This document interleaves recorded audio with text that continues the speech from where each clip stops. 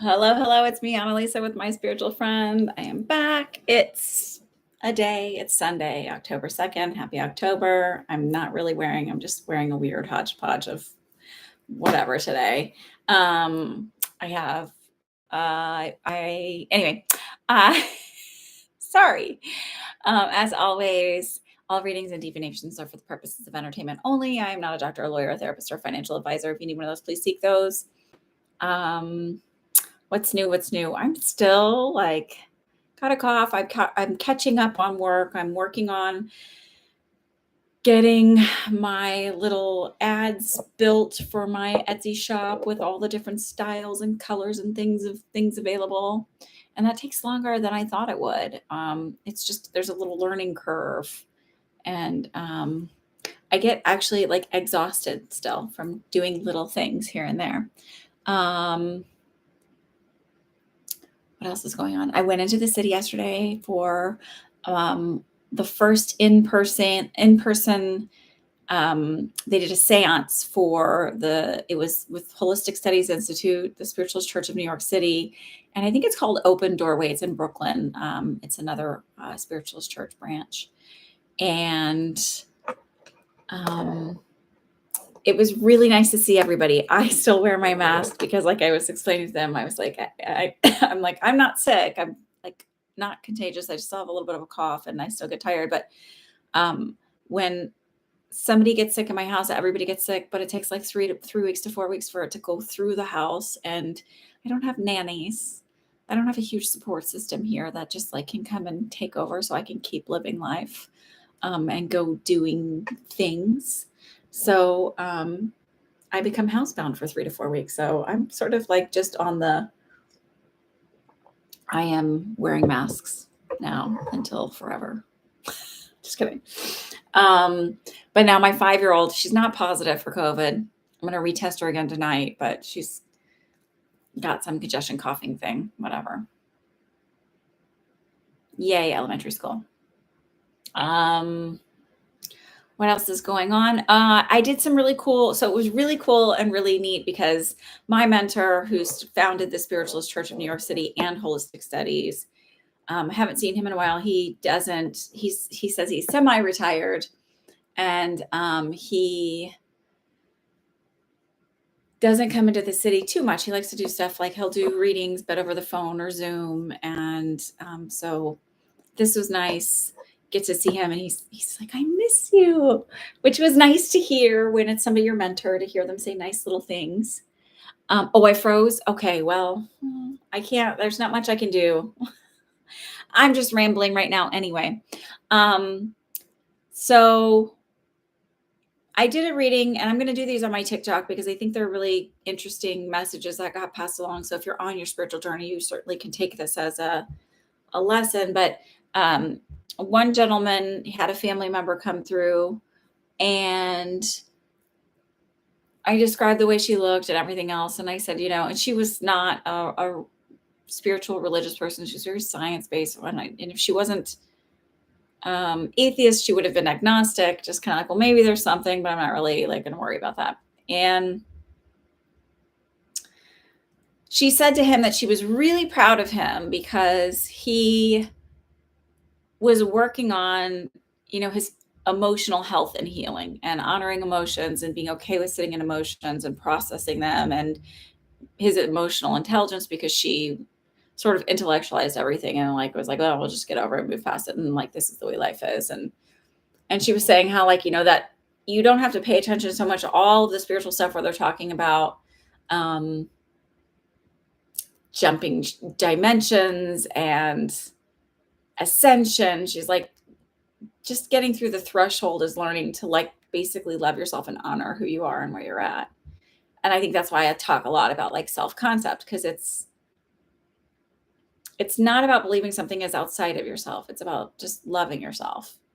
It's very basic. And when you start to love yourself and honor yourself and have compassion for yourself, you end up opening the doorway to being a lot more compassionate for those around you. Just my thoughts. My tea bag, I just almost started drinking it. And then this other woman,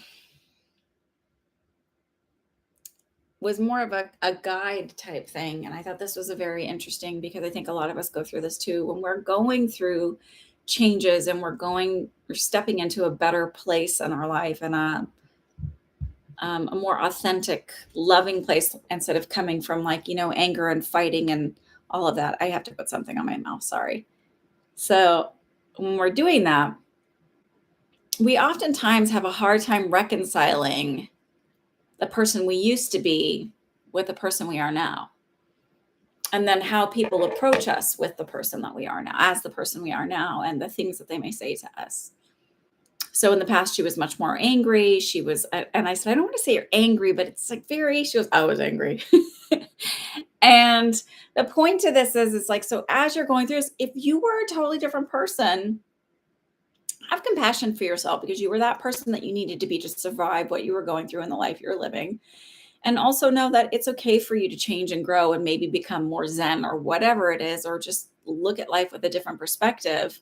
And it doesn't mean you have to hate that former person. You can love and have compassion for that person. And then also, like, who gives a shit what anybody else is going to say? Like, oh, well, you used to be this way. Well, yeah, people change, people grow. And if they're going to keep making you feel like shit about it or reminding you, like, bye-bye. Because if someone's not there to meet you where you're at, then they're not worth your time and your energy. Just, I don't know. I'm coming to a lot of realizations, as are, I think, a lot of people, and just how many things aren't worth my time, and the things that I tolerated for so long. The minute I start to clean them out, then you start to take back some of your power too. So anyway, let's go. I've got Devry, Mallory, and Kawana, and I see somebody else purchased a reading, so I'm gonna see who that's for. Add to the list. Hi, Brian.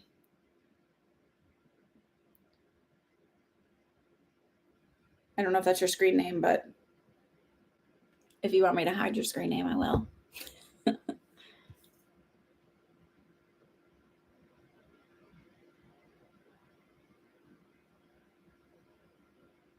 Oh, okay, cool. I'll add you as your if you want to erase it. So whatever. I'm sorry for I'll add you to the list. I try not to use your real names if you're not using your real name on here because I don't want to out you or embarrass you or anything like that. If something like this would feel very sensitive. Some people like your privacy and welcome. Have you been here before? I don't remember your name.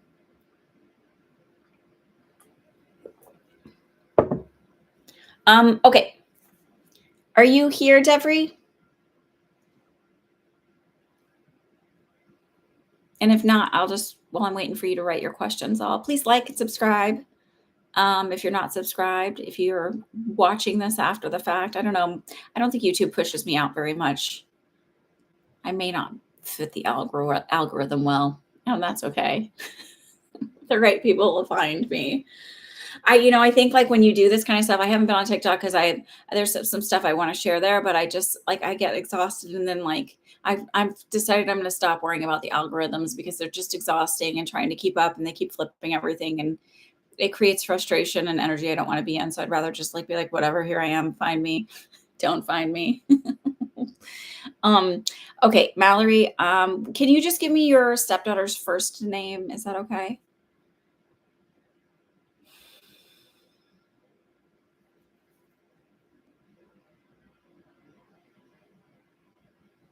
My eyes, not your typing. Andrea, okay.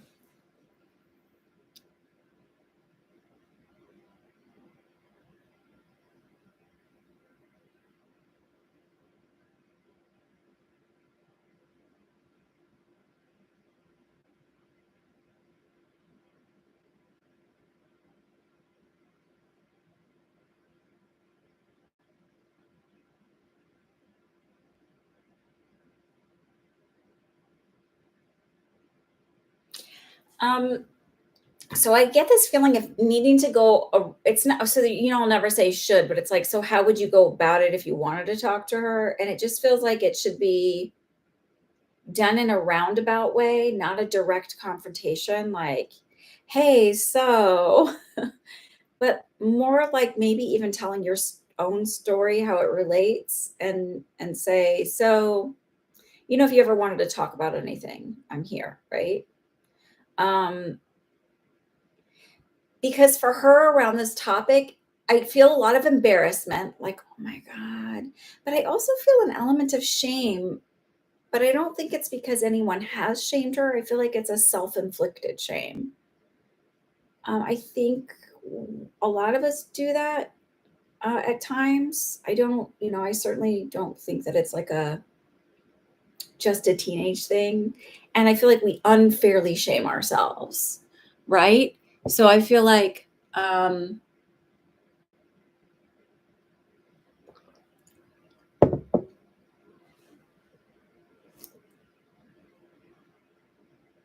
until we know better or get to a certain distance from the event, we don't realize like, oh God, that's like, why would I feel ashamed of that for so long? Why would I hide that for so long?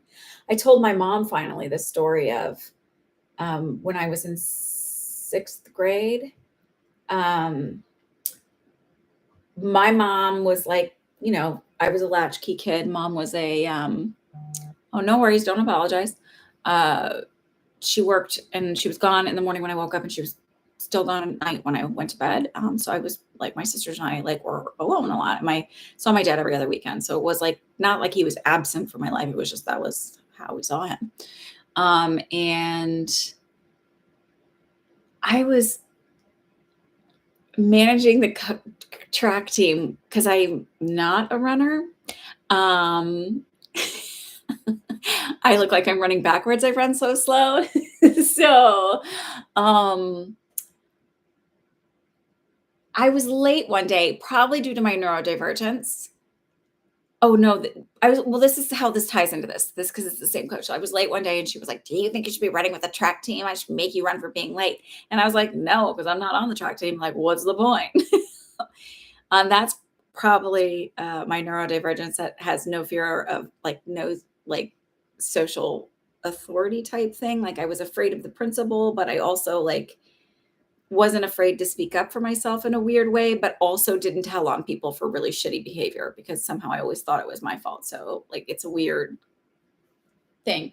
And then um I was expected to make my own lunch or figure out my own lunch every single day at 11 years old. And um even younger than that. And I don't know why I wasn't making lunch. I don't know if it was too much for me to figure out like what to make, or I don't remember that part of it, but I remember borrowing $1 every day from this girl at lunch and not paying her back because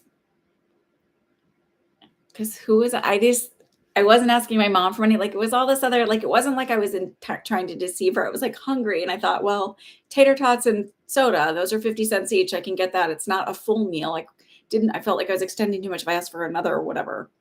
Lunch was $1.40. So the gym coach, the same coach of this track team, Coach Adams. So if anybody knows her, she's a cunt. I'm gonna say it fully. She and pardon that word, whatever. She stood me up in front of the entire class in gym and made me and said, "Don't ever lend her any money again. She'll never pay you back." So didn't ask why I was borrowing money, why I didn't have food of my own, like what was going on at home, nothing. She just completely shamed me. And it wasn't until I was an adult that I realized like how abusive and disgusting that behavior was of her. And I carried that shame with me for a long time. And it's this feeling of like carrying shame with her about something that shouldn't have that shame attached to it. Like it's not. So it just feels like she won't openly talk about it. But maybe if she knows she's not alone in experiencing that, that she'd be more willing to be open about it. And it might not be the minute that you start with that conversation. It feels like it might be a little bit of a delay and be like, "Hey, remember when you mentioned that?" And like kind of bringing it up. It's gonna be a little bit of a spaced out conversation that happens.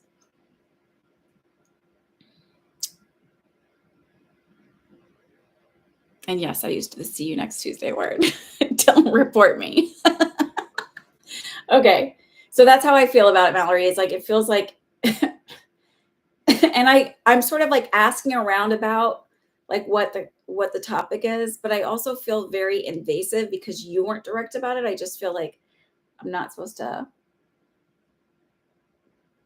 I feel like I want to say this. They're saying to me, she's safe. Because I'm like, is she safe? Is this okay for me to not dig really hard? And they're like, she's safe, she's okay. It just feels like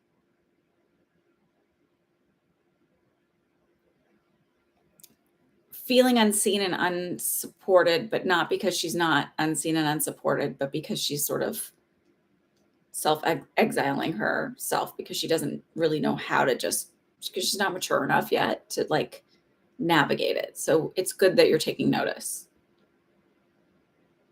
It's good that you're taking notice.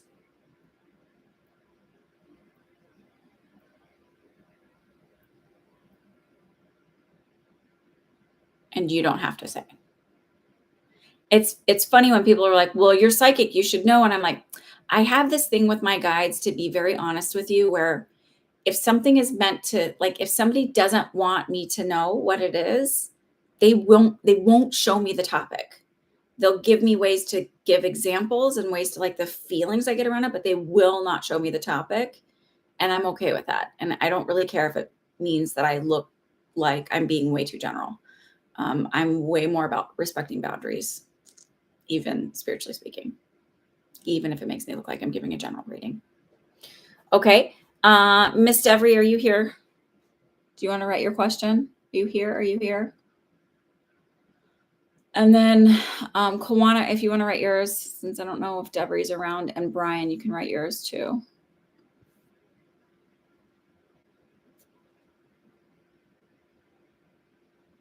Sure. Okay, so Kawana is a longtime client, and I love her because she knows me that I'm like, it's just so much easier. Like, I get such a bigger reading if I can see a picture.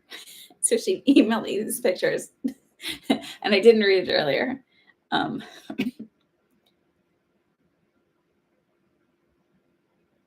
okay, Nolan. I just wanted to look at his name.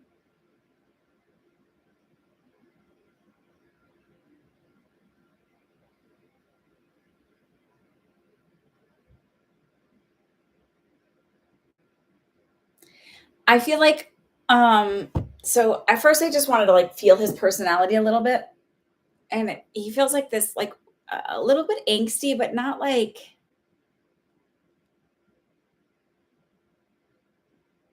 he's a little bit more of a worrier is the best like kind of anxiety, like a worry anxiety of like wanting everything done like really, really prepared so he feels like prepared. um and there's something very like rushy about his energy, like rushing around to do things to get things done, moving like sort of quickly.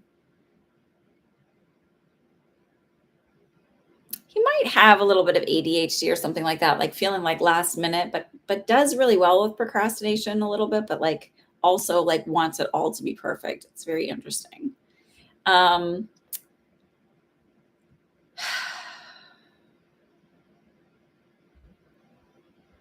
he's very detail oriented.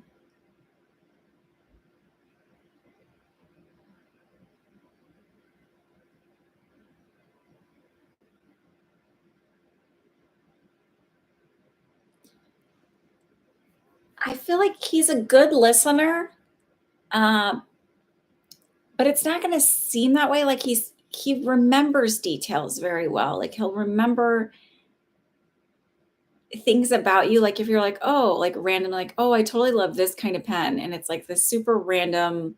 It's not that it's expensive, but like he'll remember that, and he'll be like, oh, I was in the store and I saw this, like, and I remember you saying you liked them, so I thought I'd pick up, and like, but they're hard to find, so I thought, yeah, here, and you're like, it was like a passing comment, and he really will pay attention to like those kind of details and be thoughtful about them.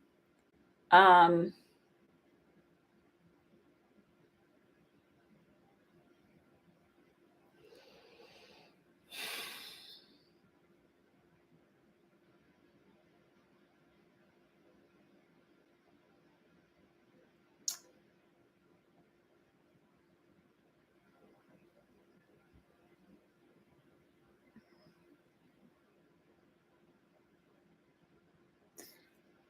But sorry, it's like, but I feel like he does get a little distracted, but it's not you. So he may seem fidgety, but it's I think more of a like a input need than anything. So like he may be ADHD, like so, right? So he may kind of play with stuff in his hands a lot. So just know that it's not like if he's doing something else, it's not that he's doing that to pay attention better, you know, focus more. But he's really smart. Um, and a little insecure. So I feel like maybe he doesn't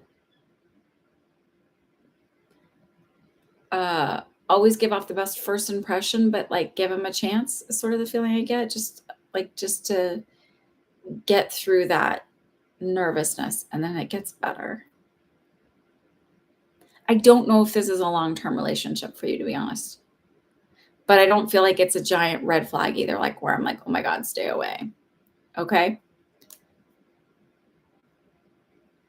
Uh, I don't know what the yes is for. I'm sorry, because I was just sort of like flowing. Does that resonate with the way what you know of him so far? I'm assuming you have more than hello, Joelle. I'm assuming you have more than just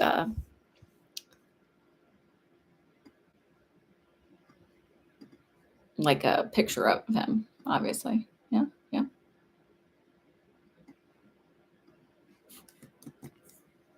Yeah, I'm not getting any like holy shit, stay away, if that's a good thing for you.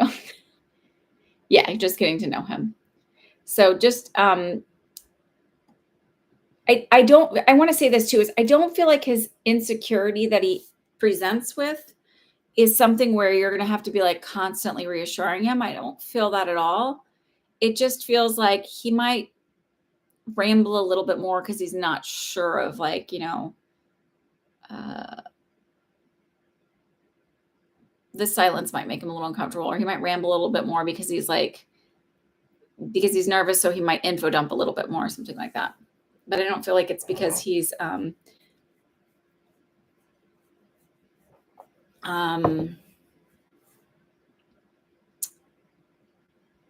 only wants to talk about himself.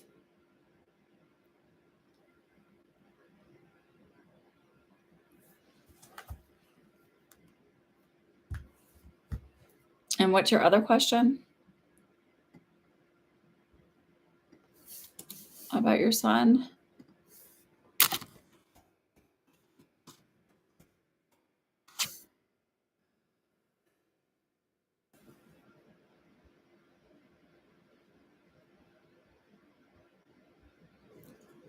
I ironically wore this shirt today.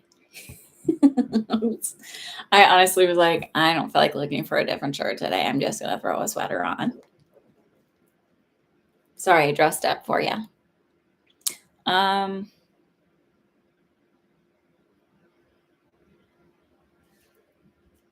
Okay.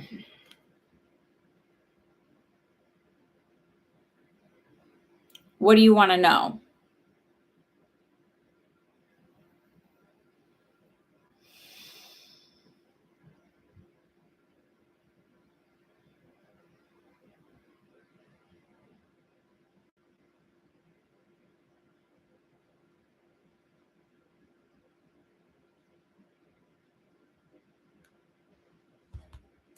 I don't, my sense about him is not that that's who he is inherently. Um,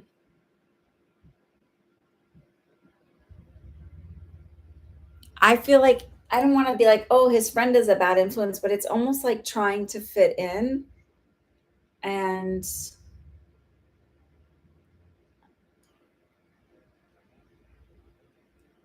his friend's a bad influence.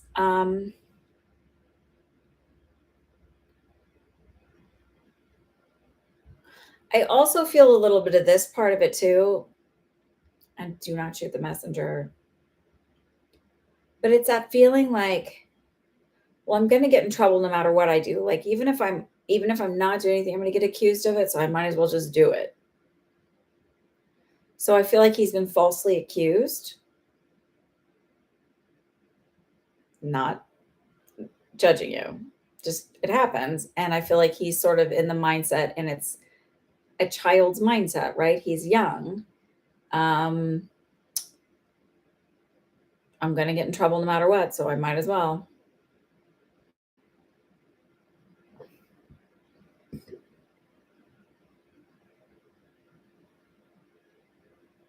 I don't know if the friend is online or at school.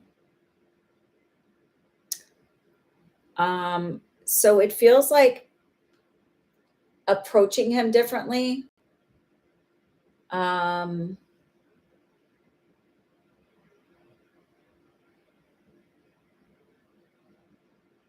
I mean, obviously there should be consequences for stealing and stuff, but like, so with my kids, this is the thing I've done to for them, and I don't know if it's the right thing or not, but it's this like I never get mad at them if what they tell me the truth is like, even if I don't like it, even if I'm like, fuck. Uh, I I'm like, okay, thanks for being honest, and that's where I leave it. Like, I appreciate your honesty. I appreciate you letting me know. And I never punish them for it. They never get in trouble with me for it. Like, and like, even when stuff comes up, I'm like, nobody's in trouble. We're just learning how to communicate better. Like, I think because I don't want them to be afraid of me. Hi, Regine. So it feels like if he confesses something to you, or even if you ask him, you're like, hey, I noticed this is missing. Do you have it? And if he's like, yeah, I did it, then it's like, okay, thank you for being honest, and leave it at that. Like, do not punish him for it, because it feels a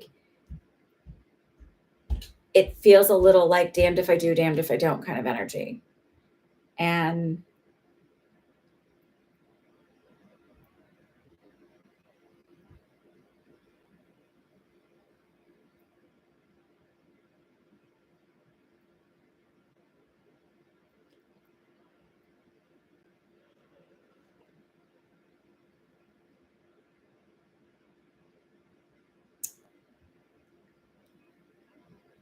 it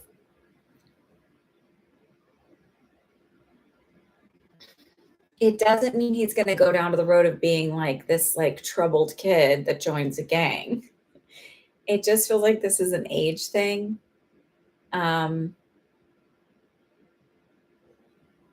okay, sure, I'll check. Hi, pink purple hearts. I am.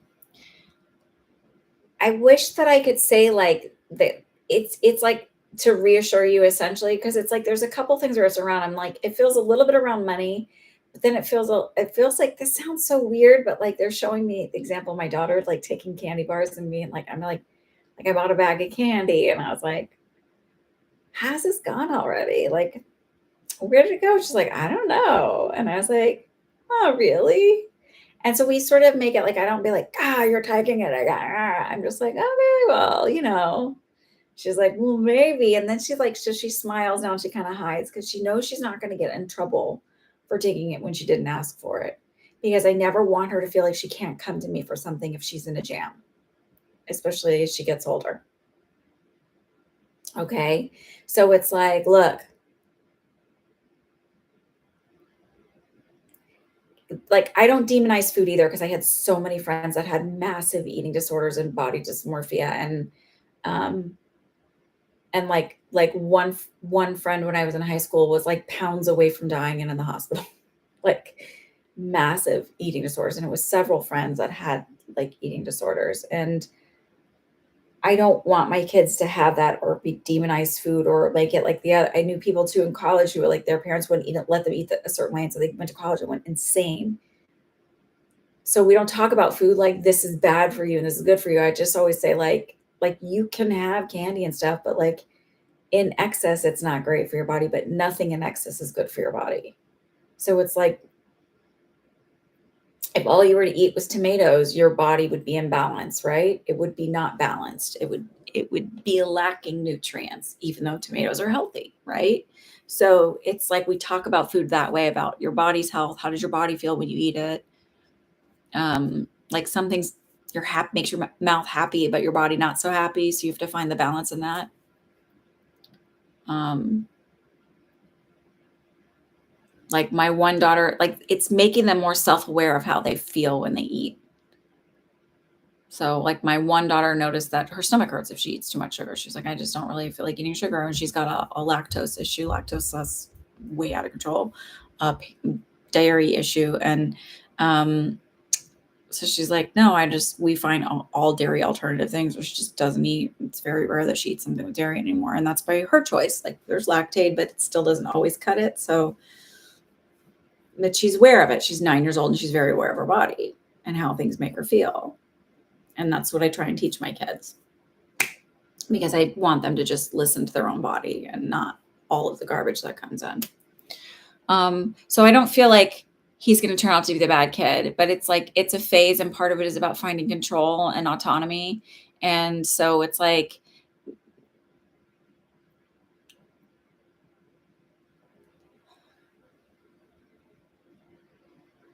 if you hold so hard to like needing to know the truth about like, and demanding it, and like, he's gonna, because I'm the parent, and he's not going to talk to you about the things that he really needs to be able to come to you about when he's really in need. So it's sort of like, all right, like, can you like not take all the candy? Because I wanted a piece, like whatever it is, like, and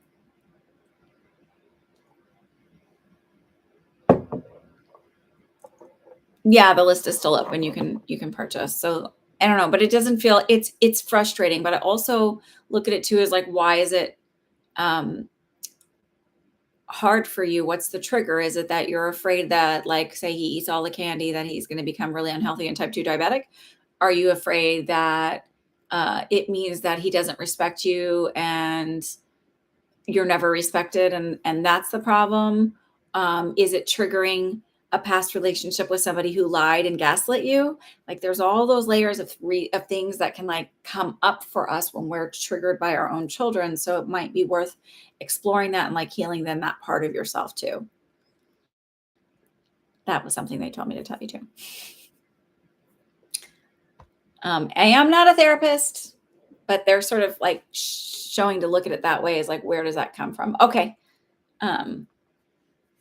Because it feels like there's more to it than just, I'm mad that he's not being honest and he's taking things.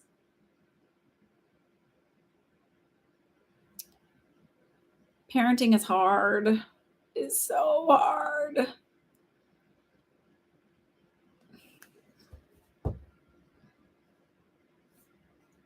Devry, are you here? I'm going to keep calling your name.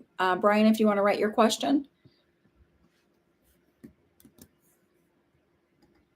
Oh, I put Brian, but I didn't mean Brian. Oh, I'm sorry. What's weird is I copied your screen name, but it copied the comment you made. That is so annoying. I'm sorry, dear. Oh, well, I'll just delete it now because you're here and you wrote your question, and here we are. Let me just add a couple people to this list.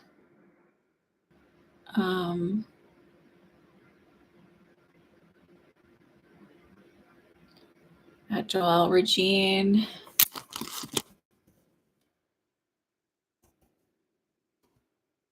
Char.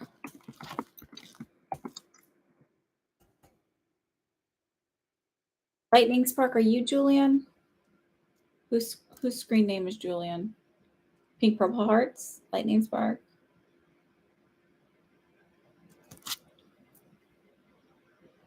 You are, okay.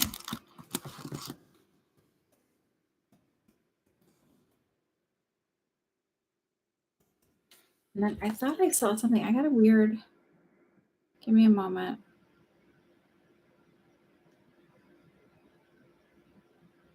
I just want to relog back in because I feel like I saw a note about an Elizabeth, but then it's not here. So I don't know what that is. So I'll wait and see. Okay, let's look at you. Okay, I'm feeling spiritually disconnected. I'm dealing with my family member who is ill, and I don't feel sources, guidance, and connection right now.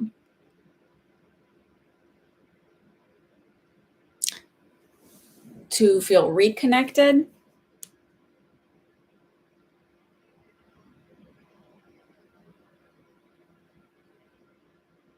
Oh, this is interesting.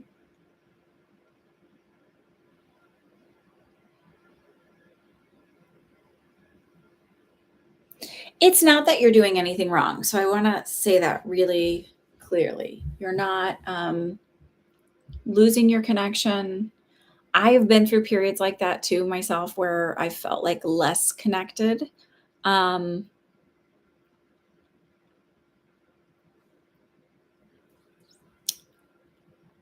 and I don't know,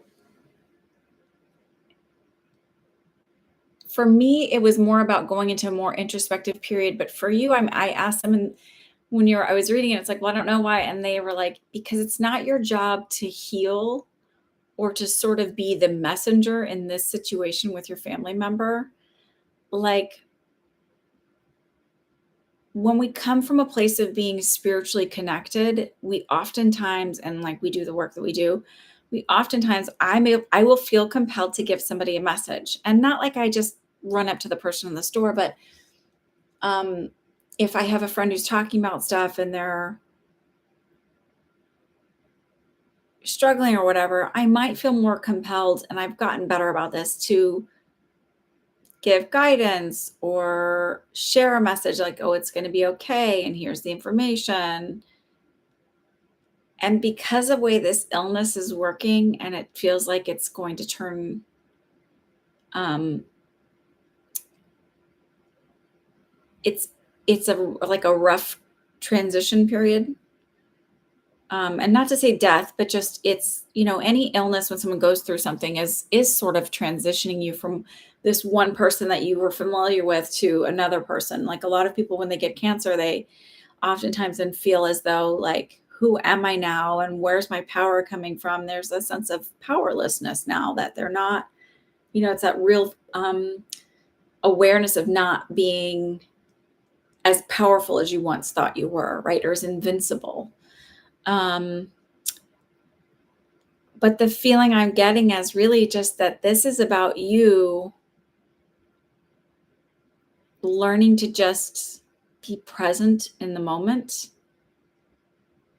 without feeling the need to fix or heal. And it's sort of like a lot of people throw around the word codependency like this is a terrible, horrible thing. Um,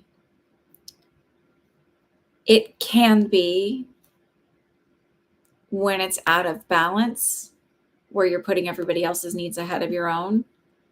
And it just feels like you love to heal and make sure people won't suffer. And this is one of those situations where you really just have to be present and be available without needing to see the outcome of where it's going. Um,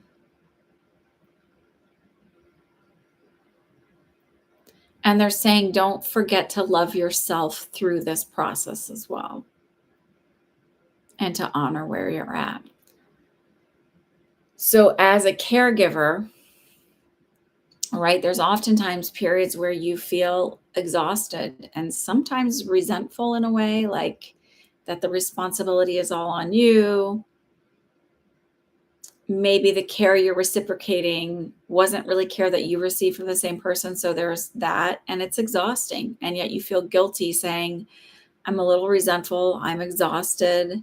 I feel like I'm all alone in this. You don't want to complain because they're the person going through the illness, right? Where it's a very valid complaint. It's hard being a caregiver. It's hard watching somebody go through something. When somebody has a long-term illness, it isn't just about the person with the illness. It really affects all facets and all people that are connected to their lives. And this is illness, even in the sense of addiction.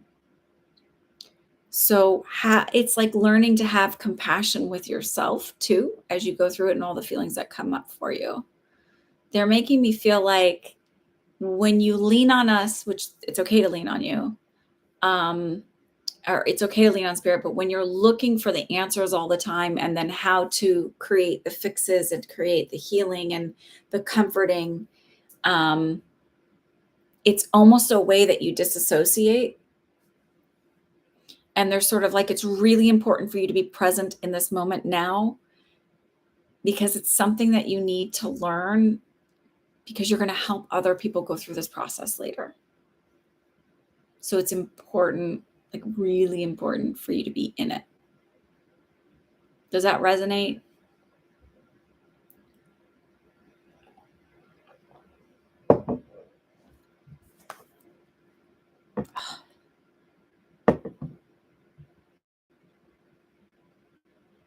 Yeah, it's hard. Just know that, like, so, um, thank you. um, know that, all of the feelings that you're having are very real and very normal. And I wish I knew of a book, but I'm certain there's a book out there written by a caregiver going through all of this. And I could say, like, go read this. You won't feel so alone. There are support group. I'm certain there have to be caregiver support groups out there. But I can tell you, I worked for a short period in college at an Alzheimer's care facility, and my first job ever was in a nursing home. And I worked in children's nursing homes as a registered nurse. And like I remember working in the Alzheimer's care facility and thinking, especially when people are really far gone, how anybody feels like that they could do it on their own at home is mind-boggling to me because when someone has something like that, they are 24/7 need of guidance and protection, and you really can't do that. You know, you can't do it on your own. And I remember a friend of mine from college, had her grandmother, and her grandmother had dementia, and she was like, "Oh, we're keeping her home," and I was like, "Oh my God, that's gotta be exhausting and hard." Like I knew that from a pretty young age, just watching. So just you're a third to Jesus. That sucks. Can you just honor that that just fucking sucks? Like, it's okay to own that. It's okay to honor that. It's okay to feel all of that. Um, write a letter to the universe and be like, it fucking sucks. I'm fucking angry about it. Like, and burn it, let it go. It's okay to feel just overwhelmed, exhausted, resentful. Those are all very, very valid things. I don't feel that this person is, first of all, I don't feel like this is your karma and that's why you're getting it. I feel that you have a codependent nature. And so you sort of step in because you don't want somebody to suffer and you take more responsibility. It's this feeling, I don't know if this is true or not, but it's like maybe you have siblings who could be helping out and they're just not stepping up to the plate. And it's that feeling. But know that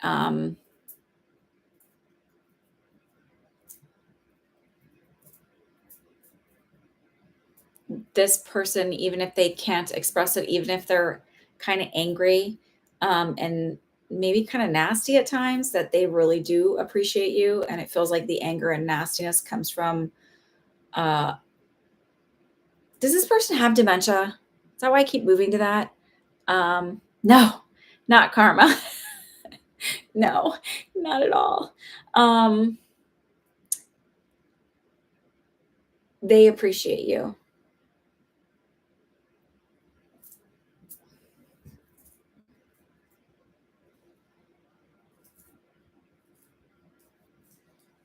Thank you, Joelle, for saying that. That is very kind of you for saying that.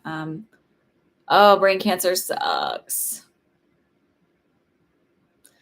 A friend of mine when I lived in Houston, her father had lung cancer that metastasized to the brain, and I was the only person she let relieve her to go to the store or run errands or do anything because she knew I was a nurse. And so she trusted me to stay with her dad.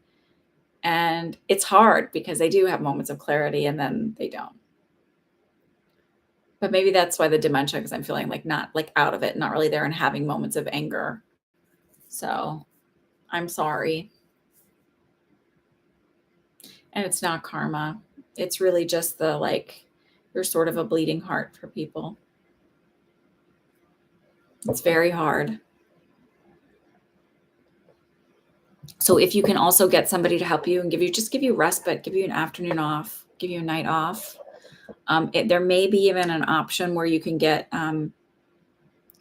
through like talking to a doctor or whatever, where they can, I know that they do have in some nursing homes and some hospitals, some facilities, they can offer like an option for like a night or two of respite, but it might be something to talk to the doctors with. Just say like, I don't mind doing most of the care, but I just need like maybe one night a week where I'm getting a break. Is there any way we can have a nursing care come in for a night or whatever it is, just to get a day off? Because it's okay to get a day off. Like everybody needs some recoup and recovery.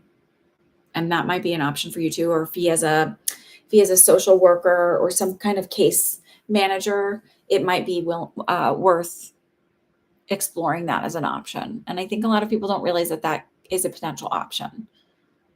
It depends on whatever their insurance coverage is and all of that, but it never hurts to ask. The worst you're going to get is no, and that's right back where you're at.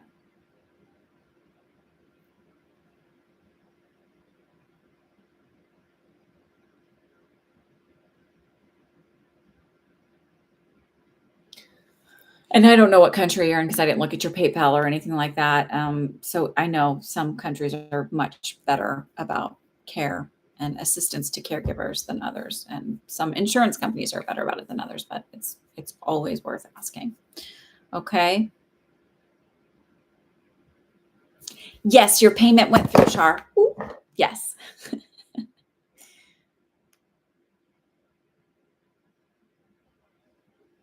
And then Elizabeth, I got your payment, but I don't think.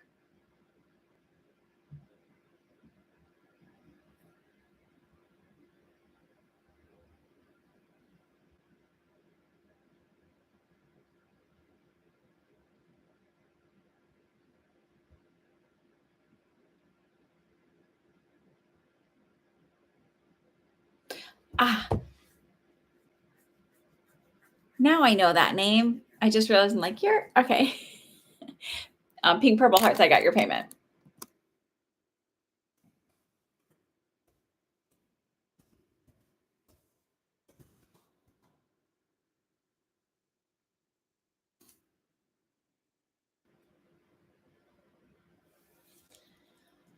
All right, Joelle, what's your question? You're very, very welcome. I'm sorry that you're going through that. It sucks. It's really hard. So have some compassion for yourself too.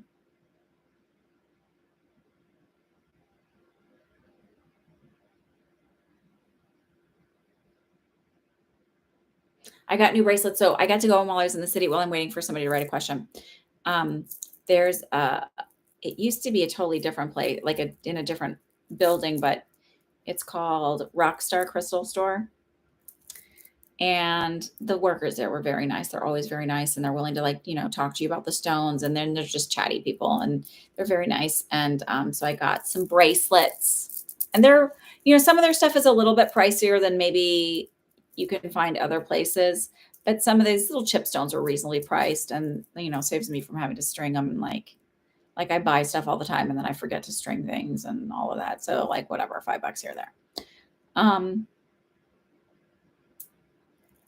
But I got carnelian to get over my fear of being seen. Okay, you're not really looking for anyone at the moment, but I guess I want to know more about my love life, even though I'm currently focusing on my career. We'll be managing a cafe, so I'm kind of stuck in a little town. It sounds like There should be like a rom-com where the guy moves in because he lost his job in the big city and he's trying to get to a slower paced life, and it'll be like a reverse Lifetime movie.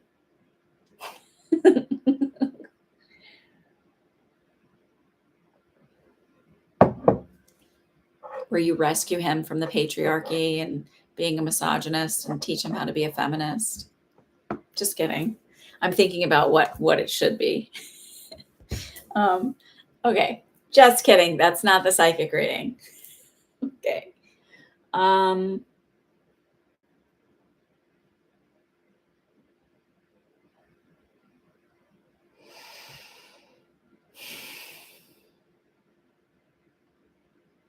So it feels like whoever ends up coming in, it's not like through a dating app. It feels like it's somebody from the past somehow. So it's either someone you used to know, but I don't think you've dated them before, or it's like a friend of an old friend.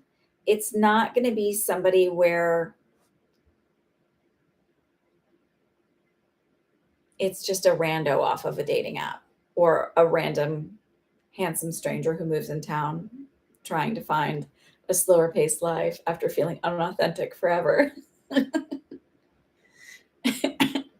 Cue fall leaves and Christmas mishaps. I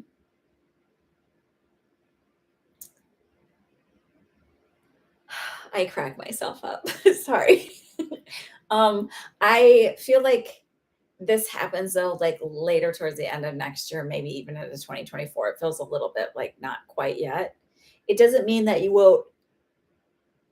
I don't know that you're going to be doing a lot of dating because I do feel like you're going to be really focusing on the cafe and like taking care of that and like kind of just finding your own happiness. Sans a dude.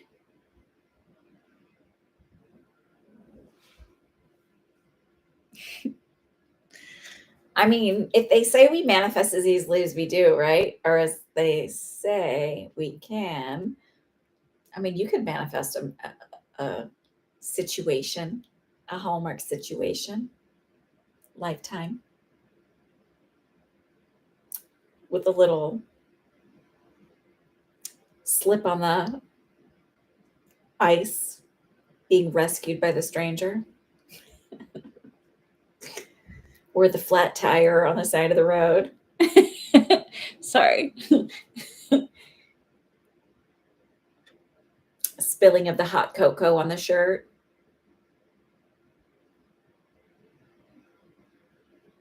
Or was that the hot cocoa mustache? Sorry. All the cheese. You can manifest all the cheese you want. But yeah, I feel like somehow it feels like somebody, and maybe that's sort of Lifetime, where it's like somebody from the past, a stranger from the past comes back in. But it feels like there's a connection. It doesn't feel like just like a random stranger. I sort of feel like it kind of comes in the way it does is more because like you said, I am really focused on this other stuff. So I'm not really, it's just fun to hear kind of stuff.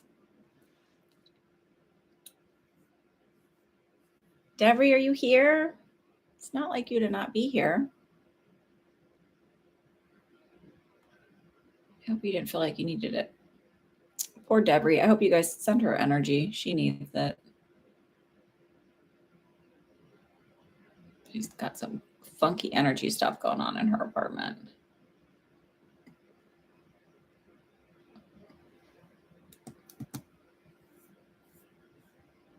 You're very welcome. What's your sister's first name, Regine?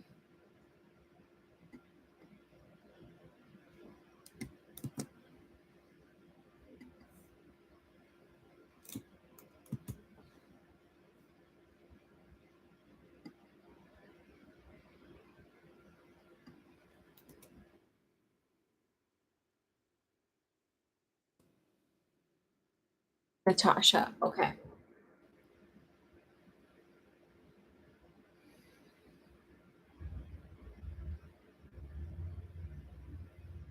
Does she have a lot of stomach issues? Because I feel this feeling of like Like, a lot of it is getting past her mental stuff. So I don't know if she's like there is like a low level of depression, like feeling like the whole world is against her kind of feeling. So like that's why I talk about the mental stuff where it's like more of a fatalistic mentality or the glass is half empty. And I also feel like money is very tight. Like it's a struggle with money right now.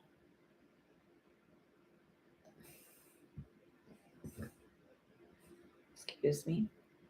Um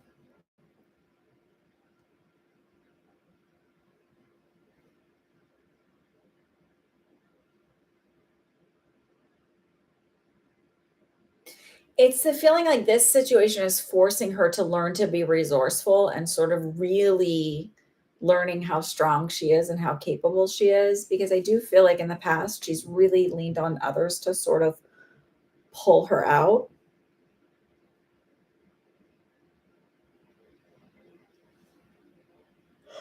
And she can't do that now.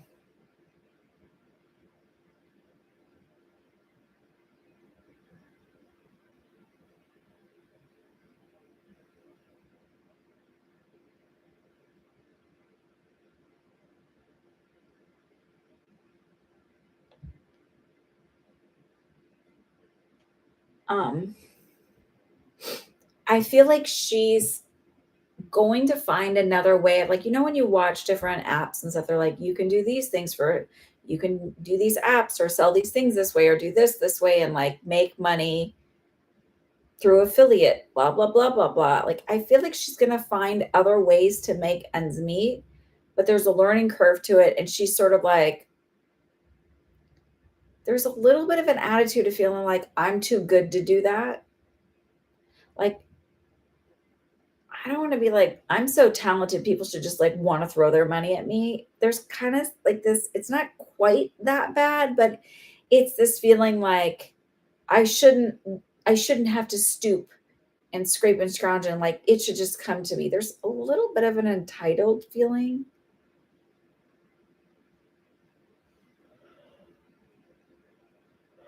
She will be okay. She always like it's this feeling like she always makes ends meet. She always makes it happen, but she doesn't like that she's having to struggle and she doesn't like that someone else isn't just writing her checks. So the feeling I get from spirit, not from your sister, is just maintain the boundary, hold the boundary, do not feel guilty that you need to rescue her because she needs this experience to rely on herself. I also feel like she's going to be better about it. Like it doesn't matter at this point because it's like she feels entitled to somebody taking care of her. So you've already made her take care of herself and she's like even when this turns out well and she'll be fine, she'll be okay. It might be not as easy as she wants it to be, but it'll be like, well, you didn't help me. And even if you did it now and not later, like, and she would have said, like, well, you didn't help me soon enough. Like, it won't matter. That's like not wanting to take responsibility for her poor choices in money management. Because I don't feel like I have to say this that it's like it's an unfair situation she's in and she got screwed and someone took advantage of her. I literally feel like just poor money management choices and refusal to listen to a voice that would have really helped her. Like learning how to budget.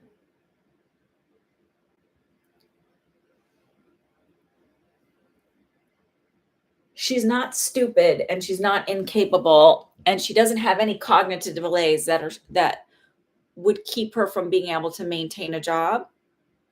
So it just feels like let go of the guilt that you're not rescuing her. She'll be okay.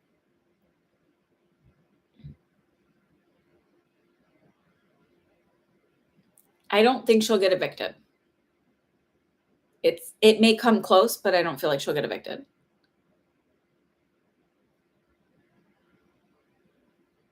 You're very welcome, Regine.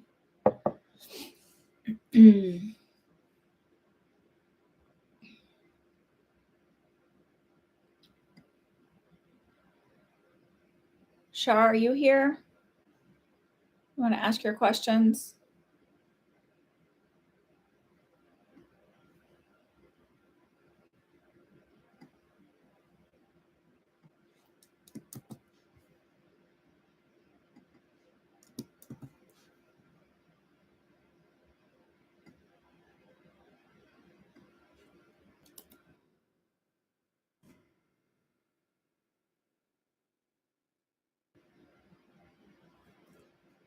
So I won't ever tell you should you, but I'll look at it like sort of, is it in your best interest, or what will happen if you do? What will happen if you don't? Or what will your struggle be? What will your challenge? What will the challenge of the relationship be? I did hear just now, like very quickly, I said, what will the challenge be? And I heard he's jealous. I do feel like he has a bit more of a jealous side to him. Um,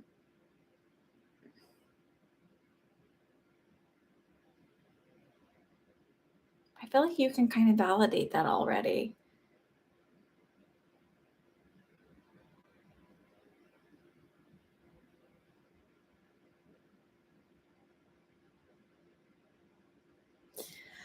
Do not shoot the messenger. So can you validate the thing about the jealousy, that he has a little bit of he has a jealous side to him? And then I'm going to tell you not to shoot the messenger when I say the following.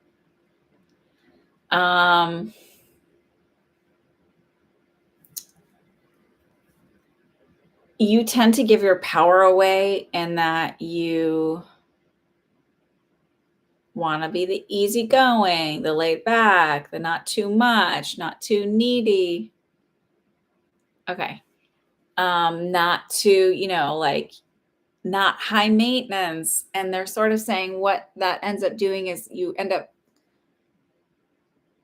ignoring red flags and compromising yourself and resenting the fact that you were so like giving and the other person's not. And they're like, sort of like, don't ignore the red flags. Don't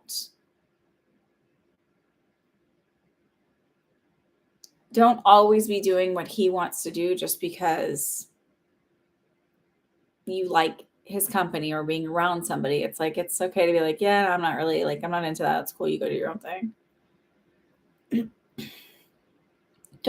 They said, don't be afraid to rock the boat. You'll learn a lot about a person and whether or not you're compatible with them if you rock the boat a little bit, and not intentionally, but just, if a situation comes up, don't feel the need to give in, even if it's not what you want to do.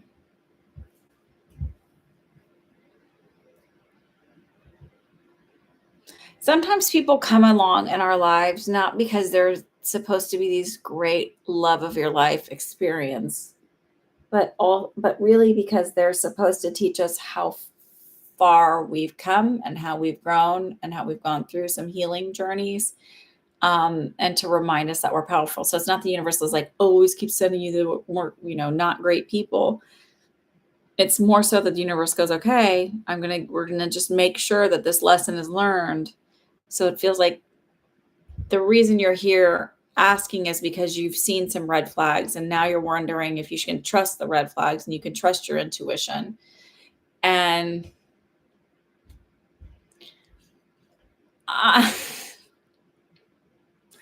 I'm going to say this to you. This is not a psychic thing. This is just the friend side of me, right? Why do you want to keep somebody around as a friend if they can't respect you as a dating partner? If they can't respect you in a dating relationship, they're not really respecting you as a friend either. Don't waste your time.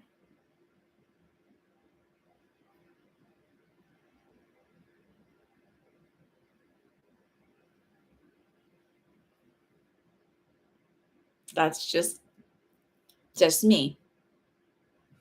But they're not. If they can't respect you, like, and have a respectful relationship, as a dating partner, then they're not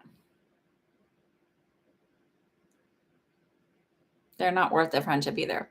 My sense is the reason why you're doing the like, well, could we be friends if I don't like him is because you don't want to hurt somebody. And you know that they're a nice person, but maybe they're not a good match for you. That you could maybe be friends with like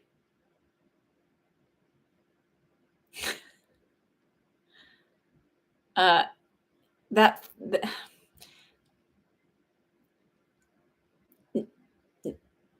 if you see the red flags about them, I would steer clear of them because those people who don't respect boundaries, even in relationships, don't really respect boundaries in friendships either. They just don't.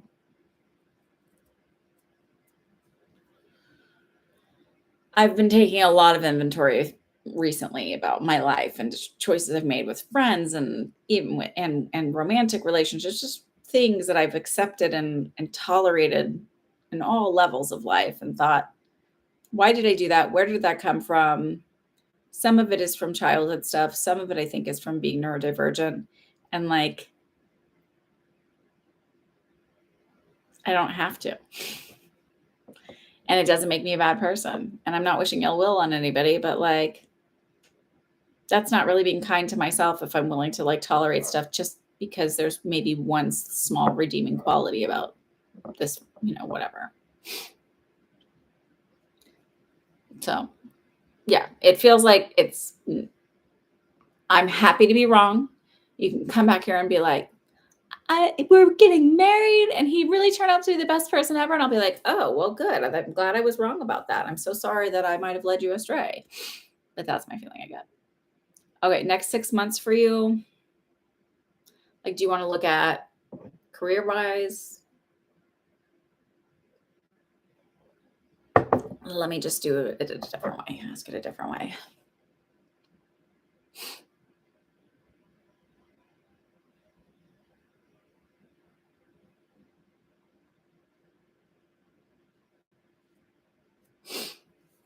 The very first image I saw was like kayaking. And I don't know that you're necessarily kayaking. So I'm trying to figure out like what they said to me was the next 6 months is going to be a little bumpy, but at the end of it, it feels like it's worth it. And that feels like maybe there's a vacation in 6 months from now. Like it feels like whatever it is, it's like there's relaxation or celebration, appreciation at the end of it. But it feels like very um, bumpy, a bit restrictive, and kind of things getting thrown at you, like that feeling of like, oh my God, not another thing.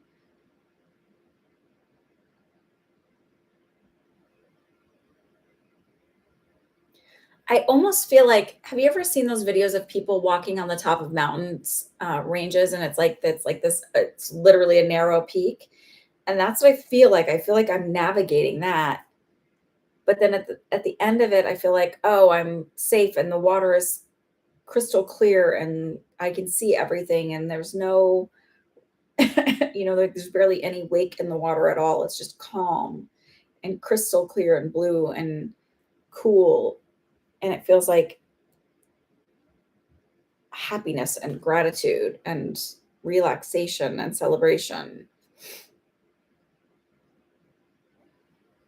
But I feel like on that like tightrope walking type feel over the next 6 months, I don't feel like the world is going to crash around me and I'm going to have no money and everything else like that. It just feels like um, a little bit more difficult of a path, a little bit more, I don't want to say treacherous, but that feeling that it is, but you're going to navigate it okay. Even the little weird things get thrown at you all of a sudden. I don't feel like it's a health thing, and maybe it just feels like more like work, life in general oriented.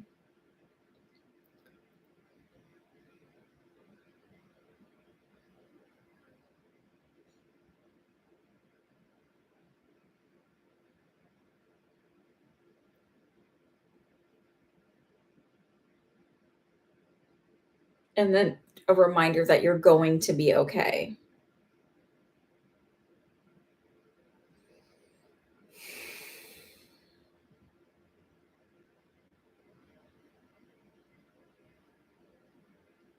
You're juggling school and work. Okay. Right now it's very stressful. Okay.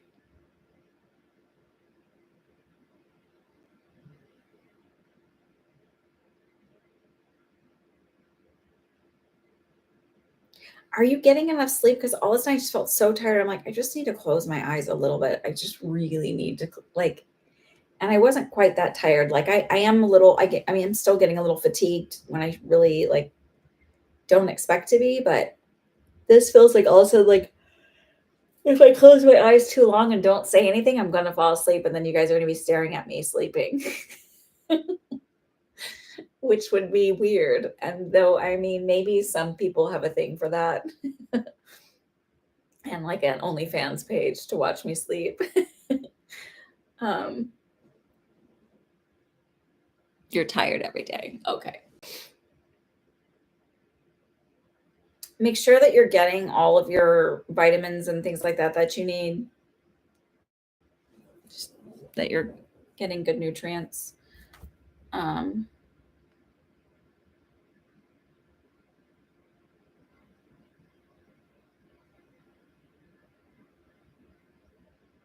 okay.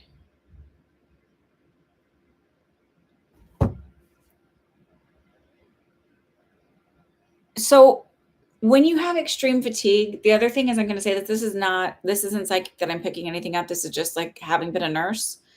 Um, Fatigue can be iron deficiency, that can be a hypothyroid, underactive thyroid. It can be, I know for me, I quit eating dairy and like much more awake. I added iodine into my supplements because I wasn't getting enough through my diet.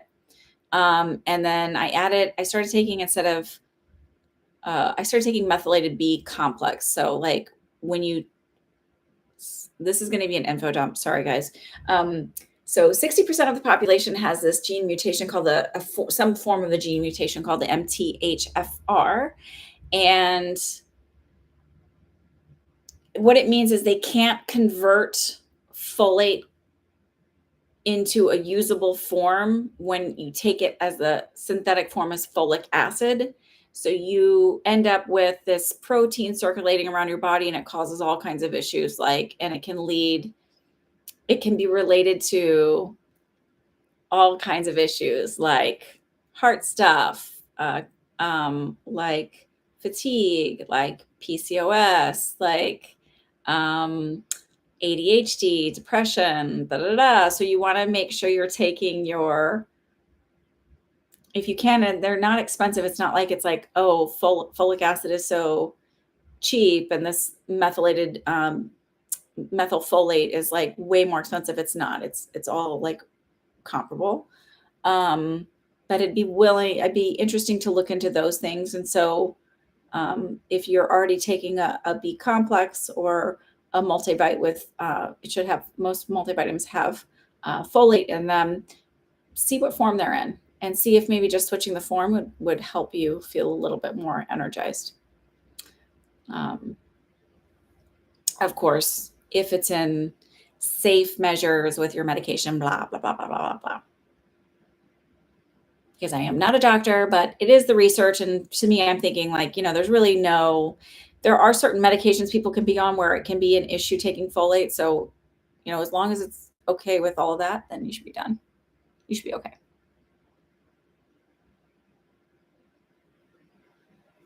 So, I mean, it's my belief that none of us really have such a perfect diet that we're getting everything that we need through our diet.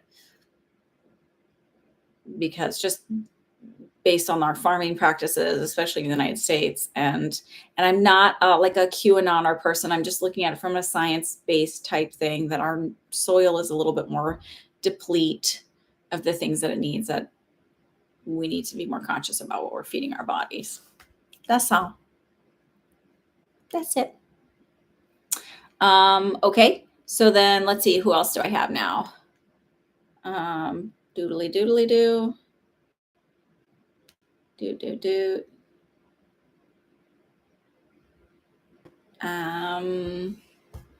Good. Excellent. Fantastic.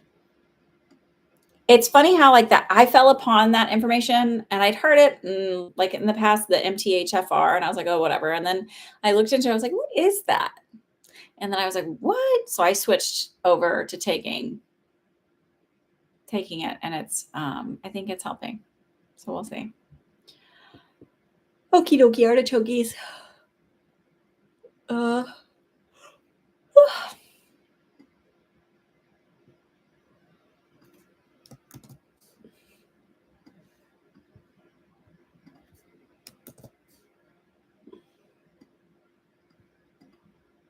So lightning spark if you want to go, and then pink purple hearts, and then I'm probably going to go for the night because I'm really tired.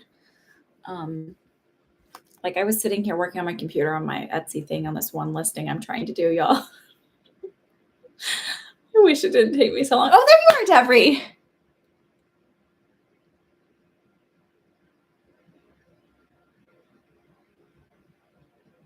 You're going to move back.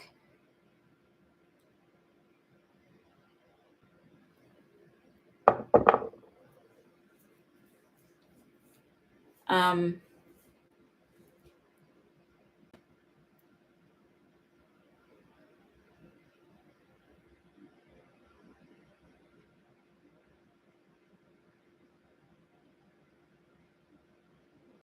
okay, I'm going to answer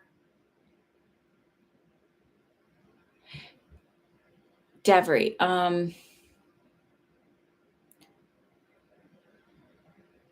So do you mind telling me what your apartment decided, or do you want to do it offline and just email me? I'm just curious what happened with all of that. And then I'll look at this. Let me just answer lightning sparks super quick. Is that okay? Or do you want me to do yours first? Because you haven't been here. I don't know. Because I think Zoraita's might be quicker. I mean, lightning sparks might be quicker. Lightning sparks is a little quicker. And then I'm gonna look at yours. Okay.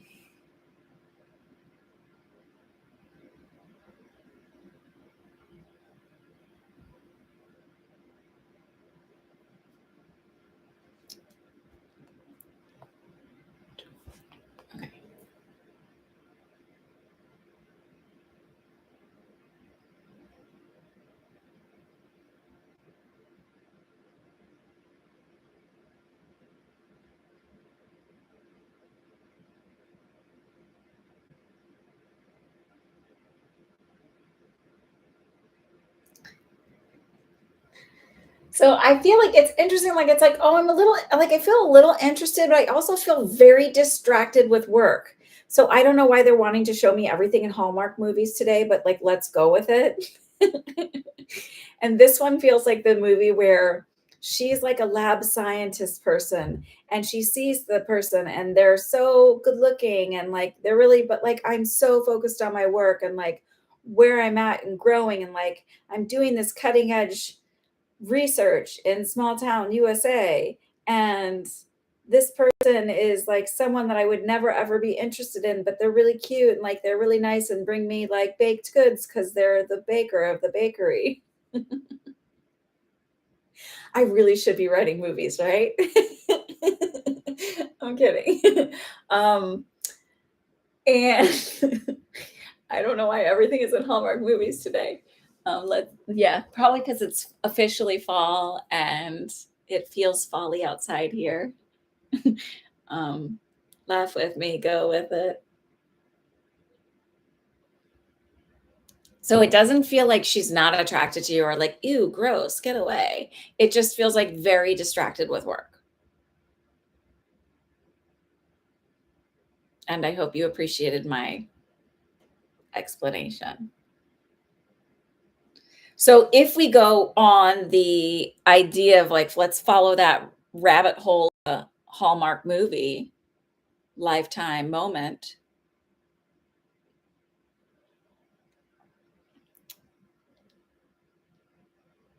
because she's really distracted with work. That's what I said. So it's like, remember, I was like, oh, like she thinks you're cute and stuff, but she's really focused on work.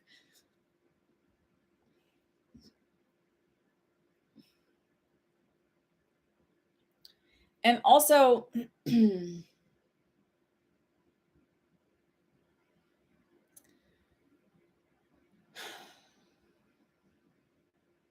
don't feel like she's the person who serial dates.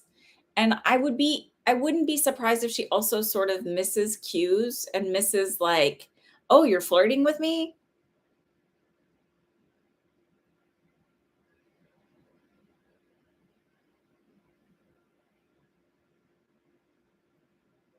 So,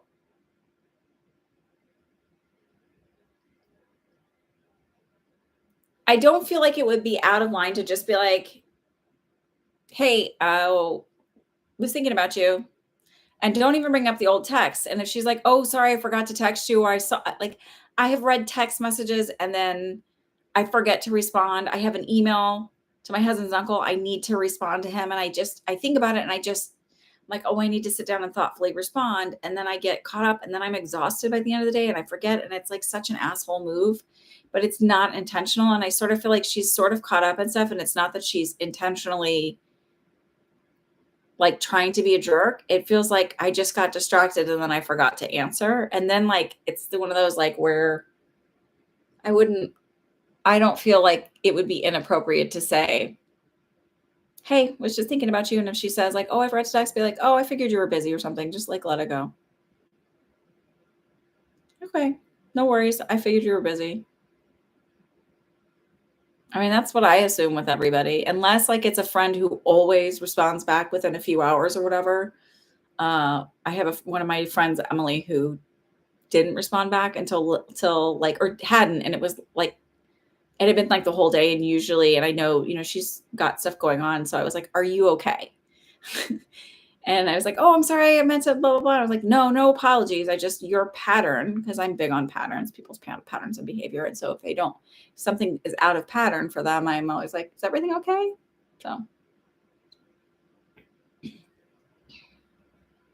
So, I feel like I think he's cute or whatever, but I'm also focused on work, and I don't feel like she's a serial dater. So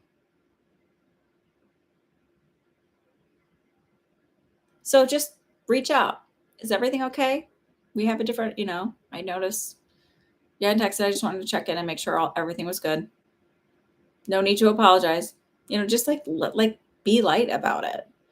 Because if someone feels like pressured, they're not going to respond in a way that you're going to find pleasant. So, or they're going to be like, oh, like, what do you think that I can't be busy? So it's like, I just want to check in and make sure everything was good. I haven't heard from you. That's it. Let it go. Just want to make sure all was good. That's it. Make it easy. But I don't feel like it's a you thing. I feel like it's just she's busy and distracted, like the scientist person doing the big studies.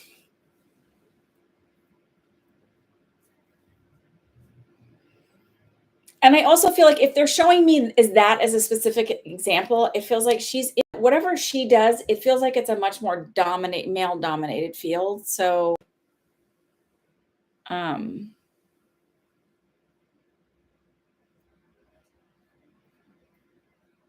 I feel like she has to be extra focused and on top of stuff.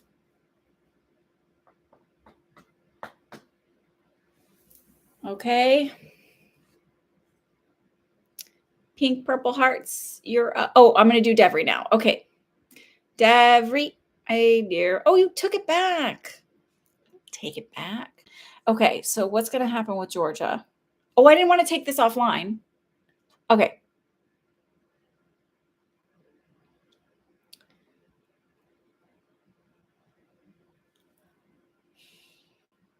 Maybe that's why I didn't see you moving to Vegas. Remember we talked about that? I'm like, no, I don't. I see you like with trees around and stuff. Maybe that's where I'm seeing is you in Georgia.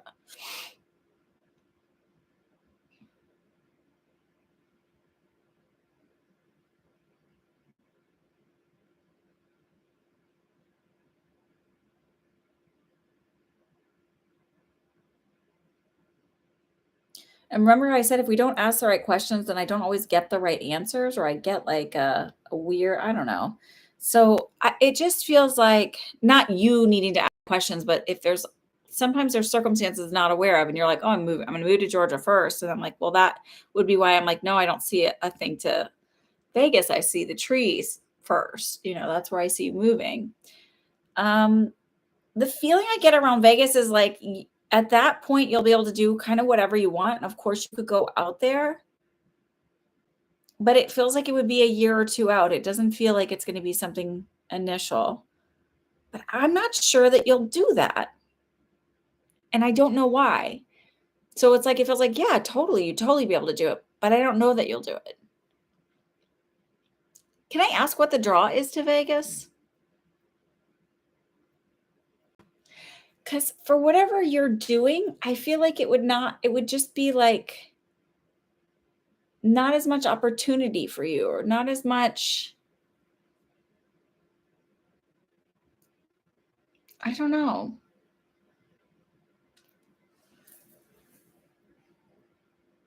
Excuse me.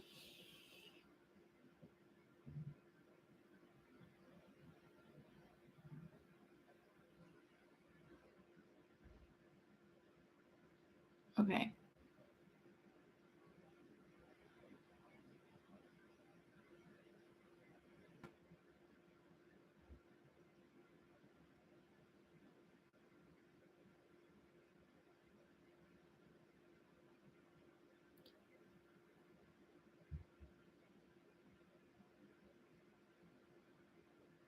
Oh, I'm sorry, Deborah.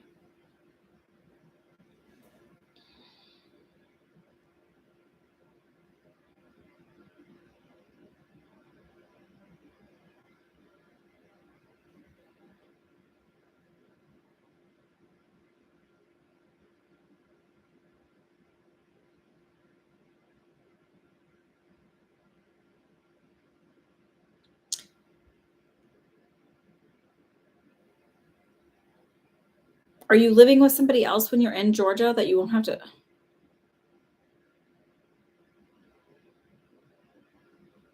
Because I feel like familiar faces.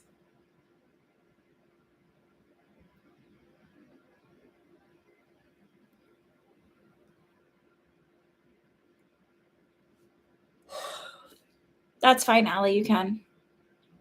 Okay.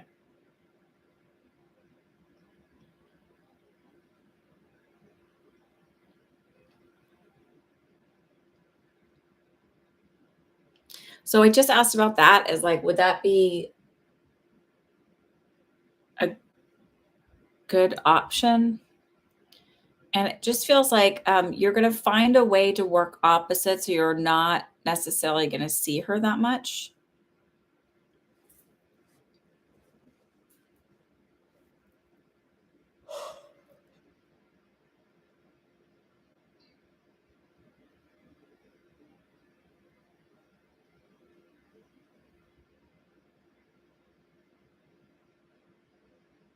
So I don't know what that means. I don't know if it means you work nights and she works days.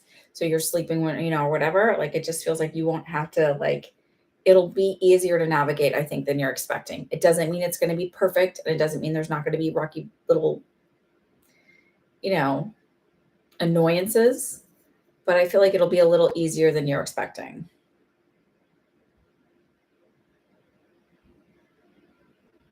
And I also feel like in a weird way, it motivates you to get out of the house more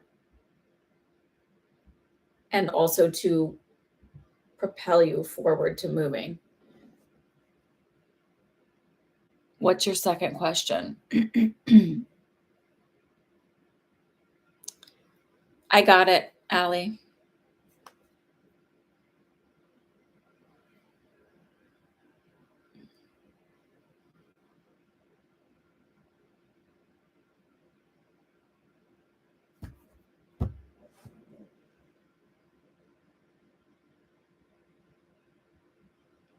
Well, so even if you work nights and you work from home, your mom's gonna be sleeping at night. So, like, it feels like whatever it is, you're not gonna be that interactive with her as maybe you have had to be in the past.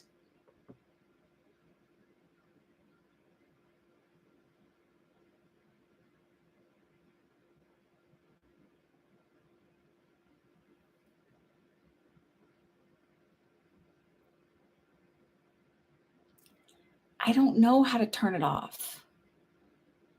Um, I've never done that.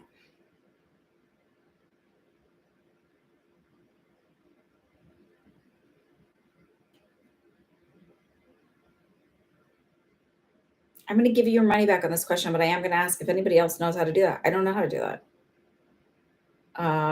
I don't know that you, um, I mean, some people say that they cover their head so that spirit doesn't bother them, but I don't know that I've taught you anything that said like other than like where I say like just the affirmations are about loving yourself, be kind to yourself. And you've raised your vibration. It's not about being spiritual, it's just about loving yourself. I don't think you have to live with that thing. I don't know, like,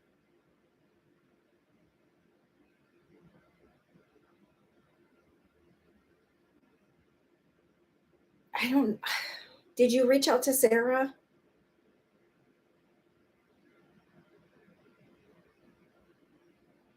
Did she ever talk to you?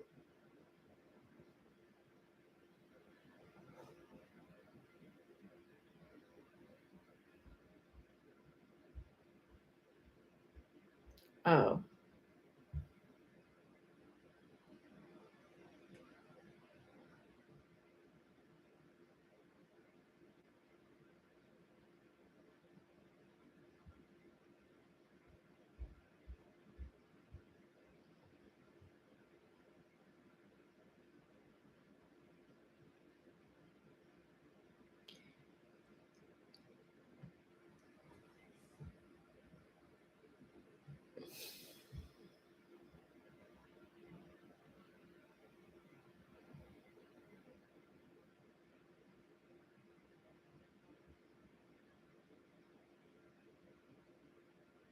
I just keep feeling like there is someone closer to you that like in the area that could help.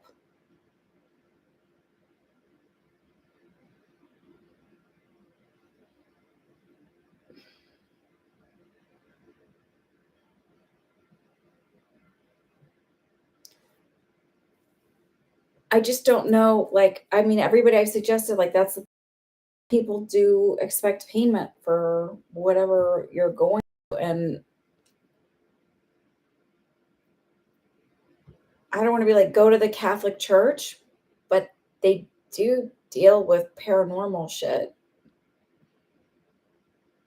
and I'm wondering if maybe that might be a solution because they don't doubt that stuff, like, they or if there's not somebody within, like, a spiritual community around you that would be willing to help.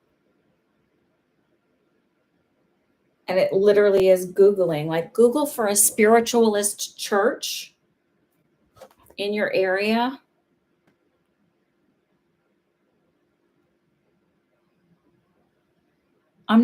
I really I'm trying to help. I just like I'm not specialized in I do energy work, but I don't do enough of it to where I'd say like I want to, do this for you, and I'm also learning to try and create boundaries myself. Um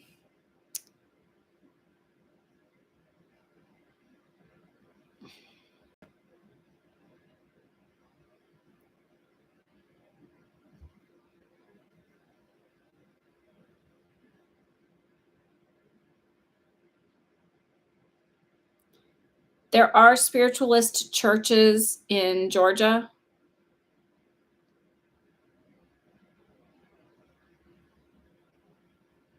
that are not, areas that are not religious.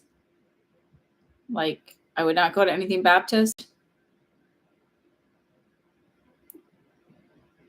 Unity of Savannah might be an option. I'm just trying to think of areas where they might offer services as a part of their church.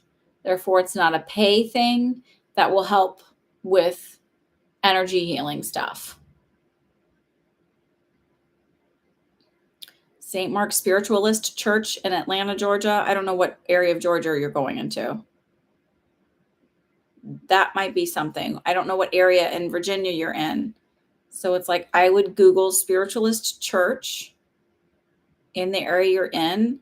They do energy healings like we do energy healings in New York City for part of our services. Like we have a healing service, and then we have a messages service where but they're not the same service. So it might be worth looking at that.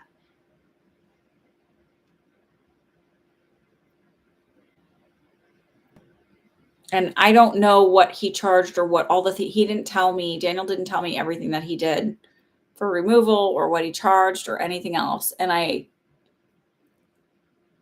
sometimes healers don't consider somebody's money. And I every time you pay for a question on here, I'm constantly like, I don't know if did she have the money for this? Like in my head, I'm like, there's a lot going on. It's not like I'm like,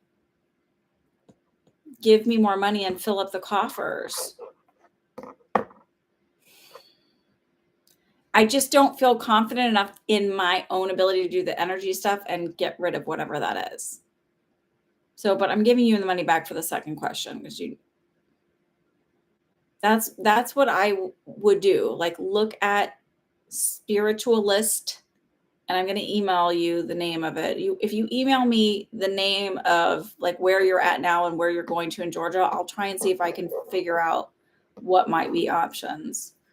But Spiritualist Church, they might have energy healers that work with them that would be willing to work with you.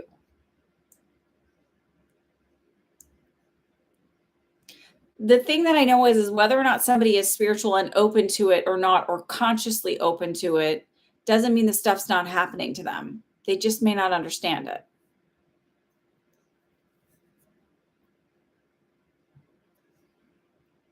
And just because one person can't see something, so if Daniel's like, I removed it, it's gone, like, I don't understand, doesn't mean that it's not there. It may be undetected. It may be, I don't know.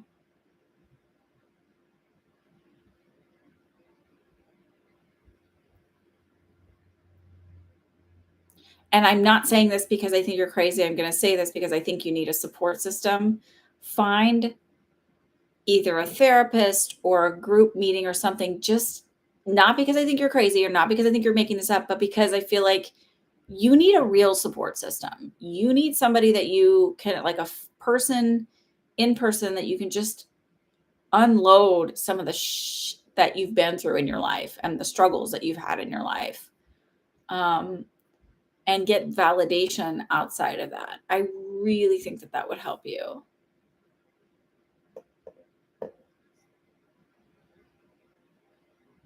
And again, it's not because I don't think that this stuff is happening, but I know for me, when I was going through everything, and I've had all kinds of spiritual experiences where people are like, you're crazy. It was good to have somebody there where I could just vent and nobody was judging me and nobody was telling me I was wrong and nobody was trying to fix me. And they were just a sounding board. And I don't think you have a sounding board in your life. Like that's there. Just somebody to listen, to really listen without judgment or anything else. That's all. And I'm not saying that because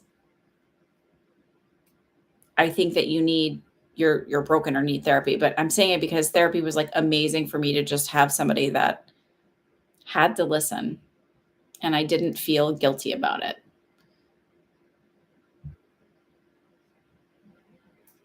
Okay.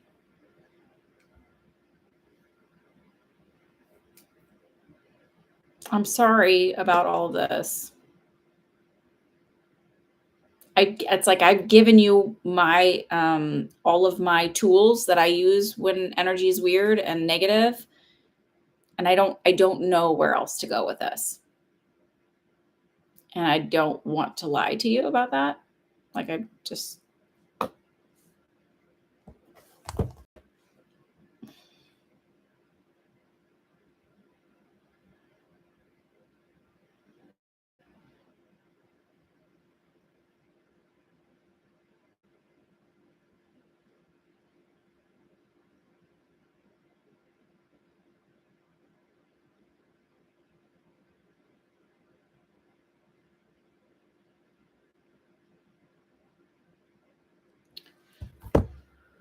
okay, I just refunded your money, honey.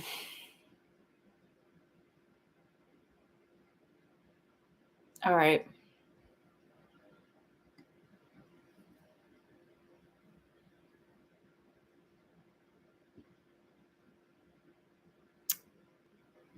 Pink Purple Hearts, you asked about your husband's job.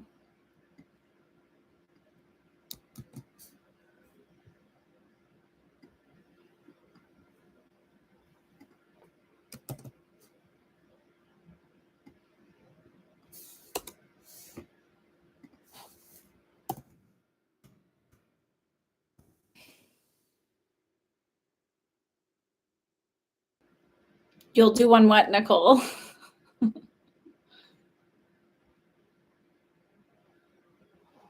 Okay.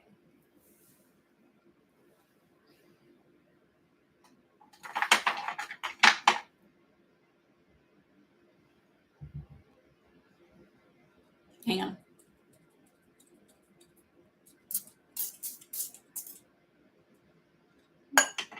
Okay.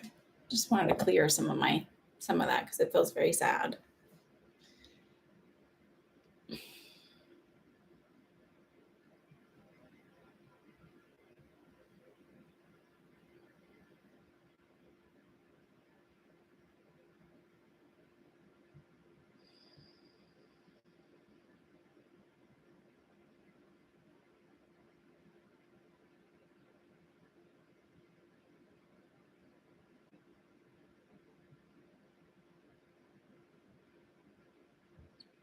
So I may have been wrong about the timing, but I do feel like he'll get promoted. It's this feeling of like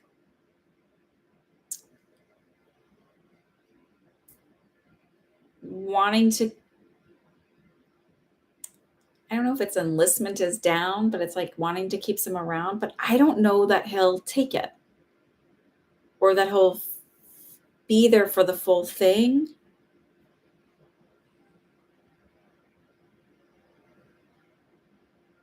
Are you in Hawaii now or Japan? I think I remember you said you were going to Japan. You're in Japan. It may be in Hawaii.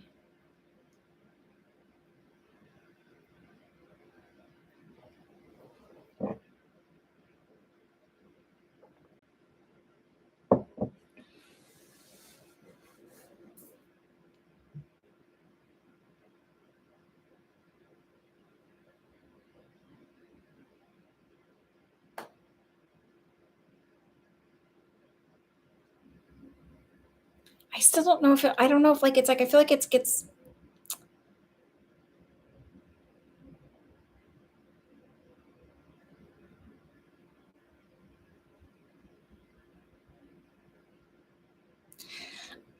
I almost feel like he may be ready to be done. Like I know you were like, well, he wants to stay in, or I don't understand that because it feels like there's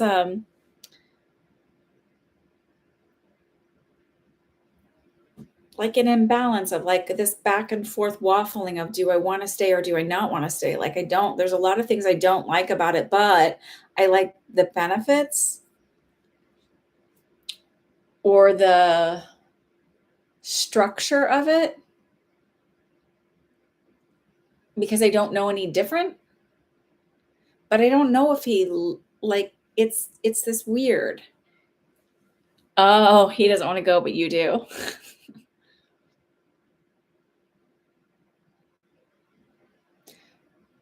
So maybe that's what it is. Maybe it takes him, maybe they offer him the position, but it would take him to Hawaii and he doesn't take it because he doesn't want to go there. I don't know, but it's like this really like this back and forth thing.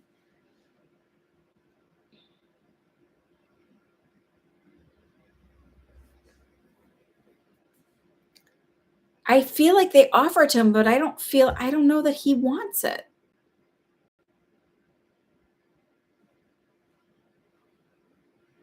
I also feel like he feels like something screwy is going on. And I don't know any other way to put it. Like it just feels like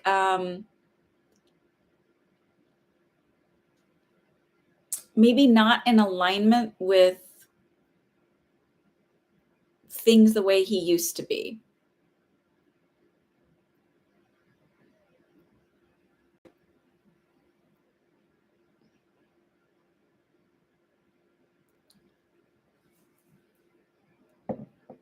Excuse me.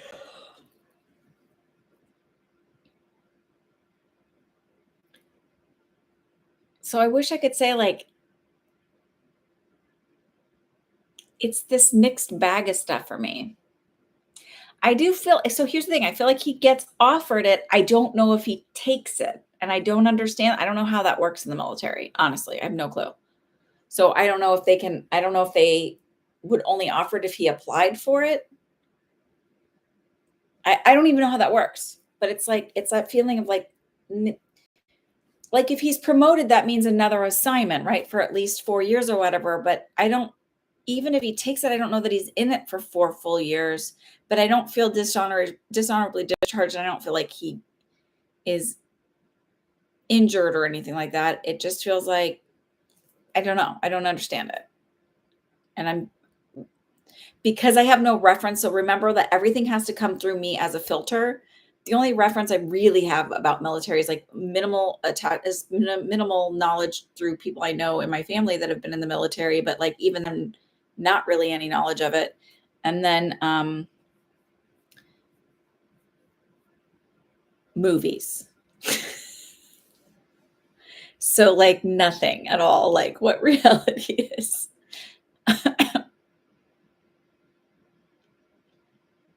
So I know you can be honorably discharged and you can be dishonorably discharged. I don't feel dishonorably discharged, but I don't feel like this horrible medical problem to where they would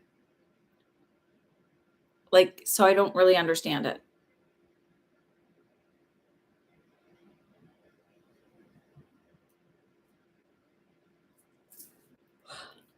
But I also feel like they need people in the military. It's this feeling of we would be foolish to let it go because we don't necessarily have somebody to replace the empty spot. So I might have been off on the time and not necessarily the promotion. So I feel like when you asked me before, and I don't know why, I don't really remember it to be honest with you, but I feel like at a point I felt like it very strongly like, yes, he's definitely getting one. And I wouldn't get that if he's not. I just might be off on the timing.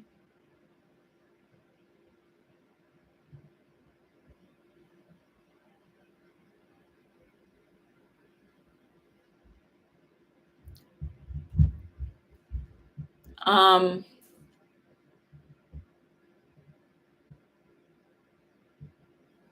I don't know that like it's weird. I feel like I don't know that he was really like I feel like he was more kind of like it figures.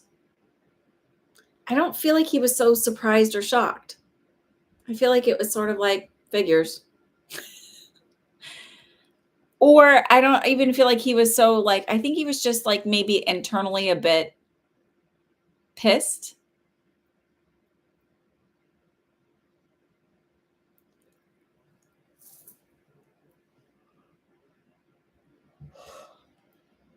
All right. Allie and Nicole, let's go quick because I'm tired. And I didn't necessarily want to take another reading.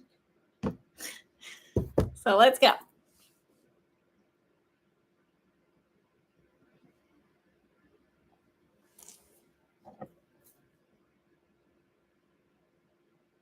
Something in tech.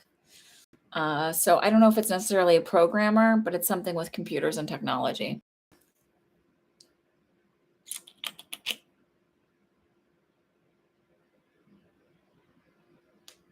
It's okay. No apologies. I just didn't want to wait. I'm just being impatient. Um, okay, Nicole.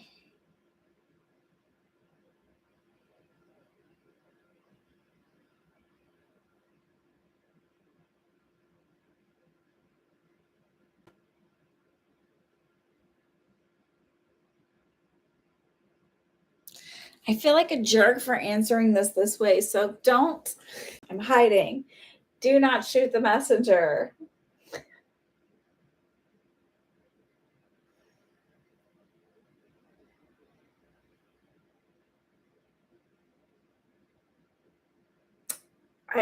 Oh, Nicole.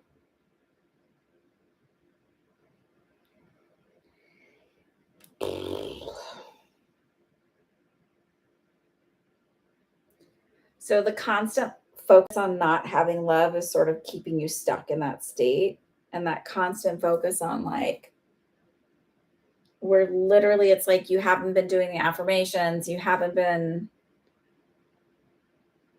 like just building up your own self-esteem and like just the fact that you love yourself and care about yourself and kind about your and like whatever.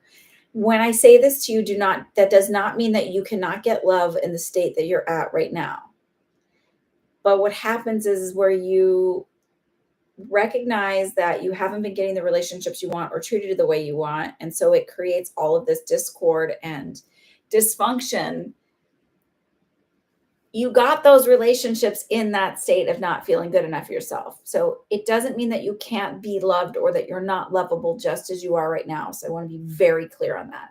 But what happens is when you start to really focus on loving yourself, speaking kindly to yourself, upping your worth and your value of what you know your worth and your value is, not that you're not worthy and valuable now, but knowing you're worthy and valuable.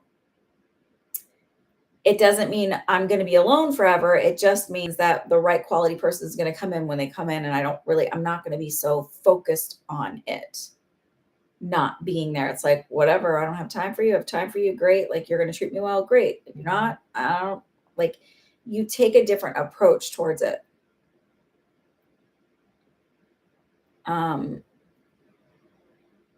And I don't want to say like needy and desperate, but there's this feeling of desperation of like that somehow being with somebody and having somebody by your side validates that you are worthy of being loved.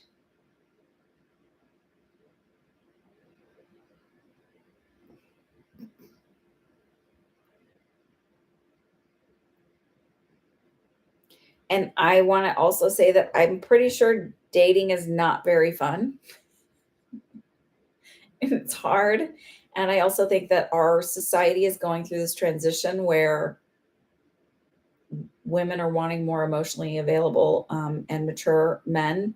And unfortunately, our society does not inherently raise emotionally mature people. We haven't valued emotions for a very long time. It's just really starting to come around. Well, like, I mean, I don't know if it was happening earlier, but I started seeing it, with my kids in school where it was like honoring people's emotions, really paying attention to it. The pandemic has thrown everybody for a loop emotionally. And they're really starting to look at people's emotional health versus like just pumping out grades and tests and things like that. They're starting to move through things differently. So I think we'll start raising more emotionally intelligent people, but a lot of us are playing catch up.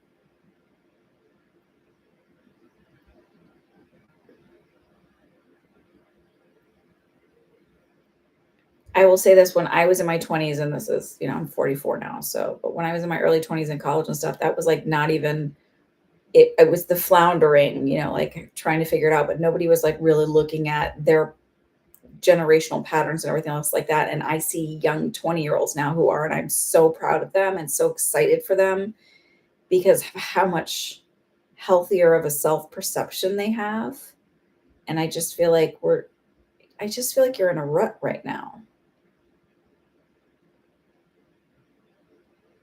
Why are you palming forehead?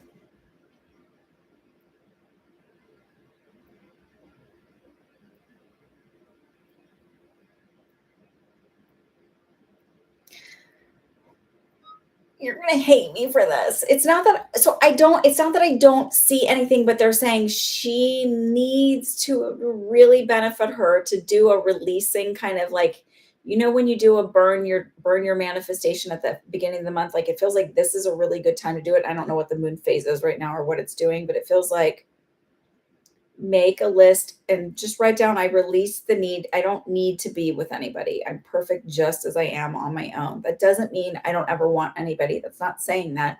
It doesn't mean that I always want to be alone forever, but it's like, but I'm okay if I am. I feel like you need to get to that point and then like somebody comes in. But I don't feel like it's until then. And I feel like you keep accepting shitty behavior in your life because And it's even from friends. And I want to say this because it's like, well, like you give them such a fucking low bar, even your friends. Oh, you thought it was gonna be harsher? Ow, okay. I didn't want to be. I was like, let me hide. Let me hide. I do this sometimes when I get frustrated. This is, I don't know if this is an art or something, but I just like, I like putting my hoodie on and like just hiding. Um, it feels good. Um, I mean, I know it is for my daughter, but like, whatever. I'm starting to honor some of my own stuff. But I feel like it's like, fuck, man, you got to honor yourself and love yourself, and you tolerate shitty behavior from friends because you set the bar really fucking low, really low.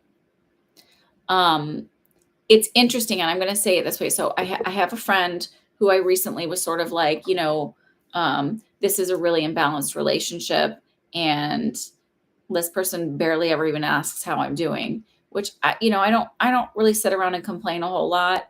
Sometimes I do, but like very rarely do I tell people. Like it just, I don't really. I like to process a lot on my own. That's probably because of the way I was raised and a whole lot of other circumstances. But I'm not too much of a complainer. So if I'm saying something, you should probably listen because it's probably important to listen. Like if I'm like, this is a problem for me, like if I'm coming to that point that I'm like, I'm not going to fight about it. I'm not going to beg you. So it was just sort of like, this is imbalance. And what I realized is I was tolerating this friendship for a really long time and shitty behavior because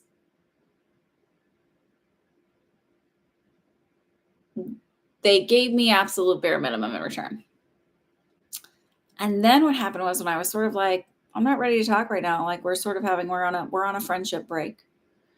I then took my power back in some other situations and was like, oh, I don't have to wait for the universe like to take care of this. Like this I can nip in the bud really easily and quickly, energetically speaking. I may or may not have sent a little energetic mirror their way so that they get reflected their behavior back to them. And I feel zero guilt about it. And I don't feel like, oh my God, the universe is going to pay me back. Because I feel like it's okay to send somebody a mirror so that their behavior is reflected back to them. That is not vengeful behavior. And if someone considers that baneful magic, well, then so fucking be it. But for a long time, I would have never, ever done that and been like, no, like they deserve to have a mirror reflected back to them on their behavior. And I'm okay with that. And it's somehow like I felt more empowered than I had in a long time. And it was simply by setting a boundary with this other person and like knowing that I'm worth more than what I was getting in return.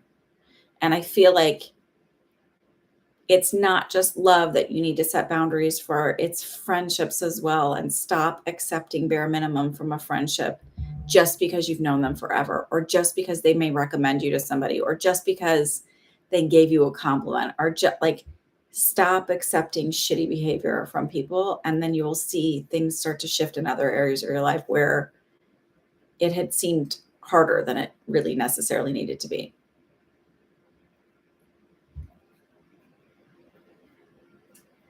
And the fact that anybody is still here, thank you so much, because this is really long and it's gone on for a while, and I appreciate you for being here.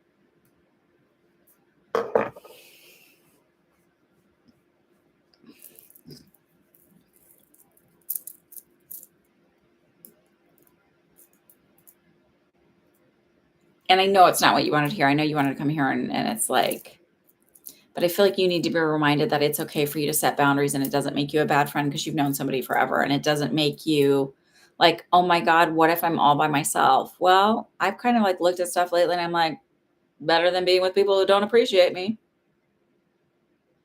Better than hanging out with a whole bunch of people that just do not appreciate me, do not care, do not whatever. Like, I don't have time for that. I'm going to build the relationships with the people that give a shit. I'm going to move on from the people that don't. Because I don't really expect a whole lot from a lot of people. I'm not, I'm not a super needy person by any extreme. But I was accepting below bar kind of shit from people.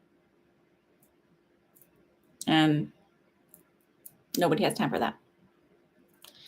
Anyway, I love you. Thank you for trusting me as always. And I will see you guys next week. I know that didn't fully answer your question, but they were like, someone's coming, but they're like, we need you to focus on this stuff, because that someone that's coming will not, you won't be on the same wavelength if you don't do this work. Okay. All right, everybody, have a great week. Check out some of my TikTok. I'm really hoping to get back on there and create on there. Listen, this stuff didn't used to exhaust me, and it's exhausting me right now. So have a good one. Bye.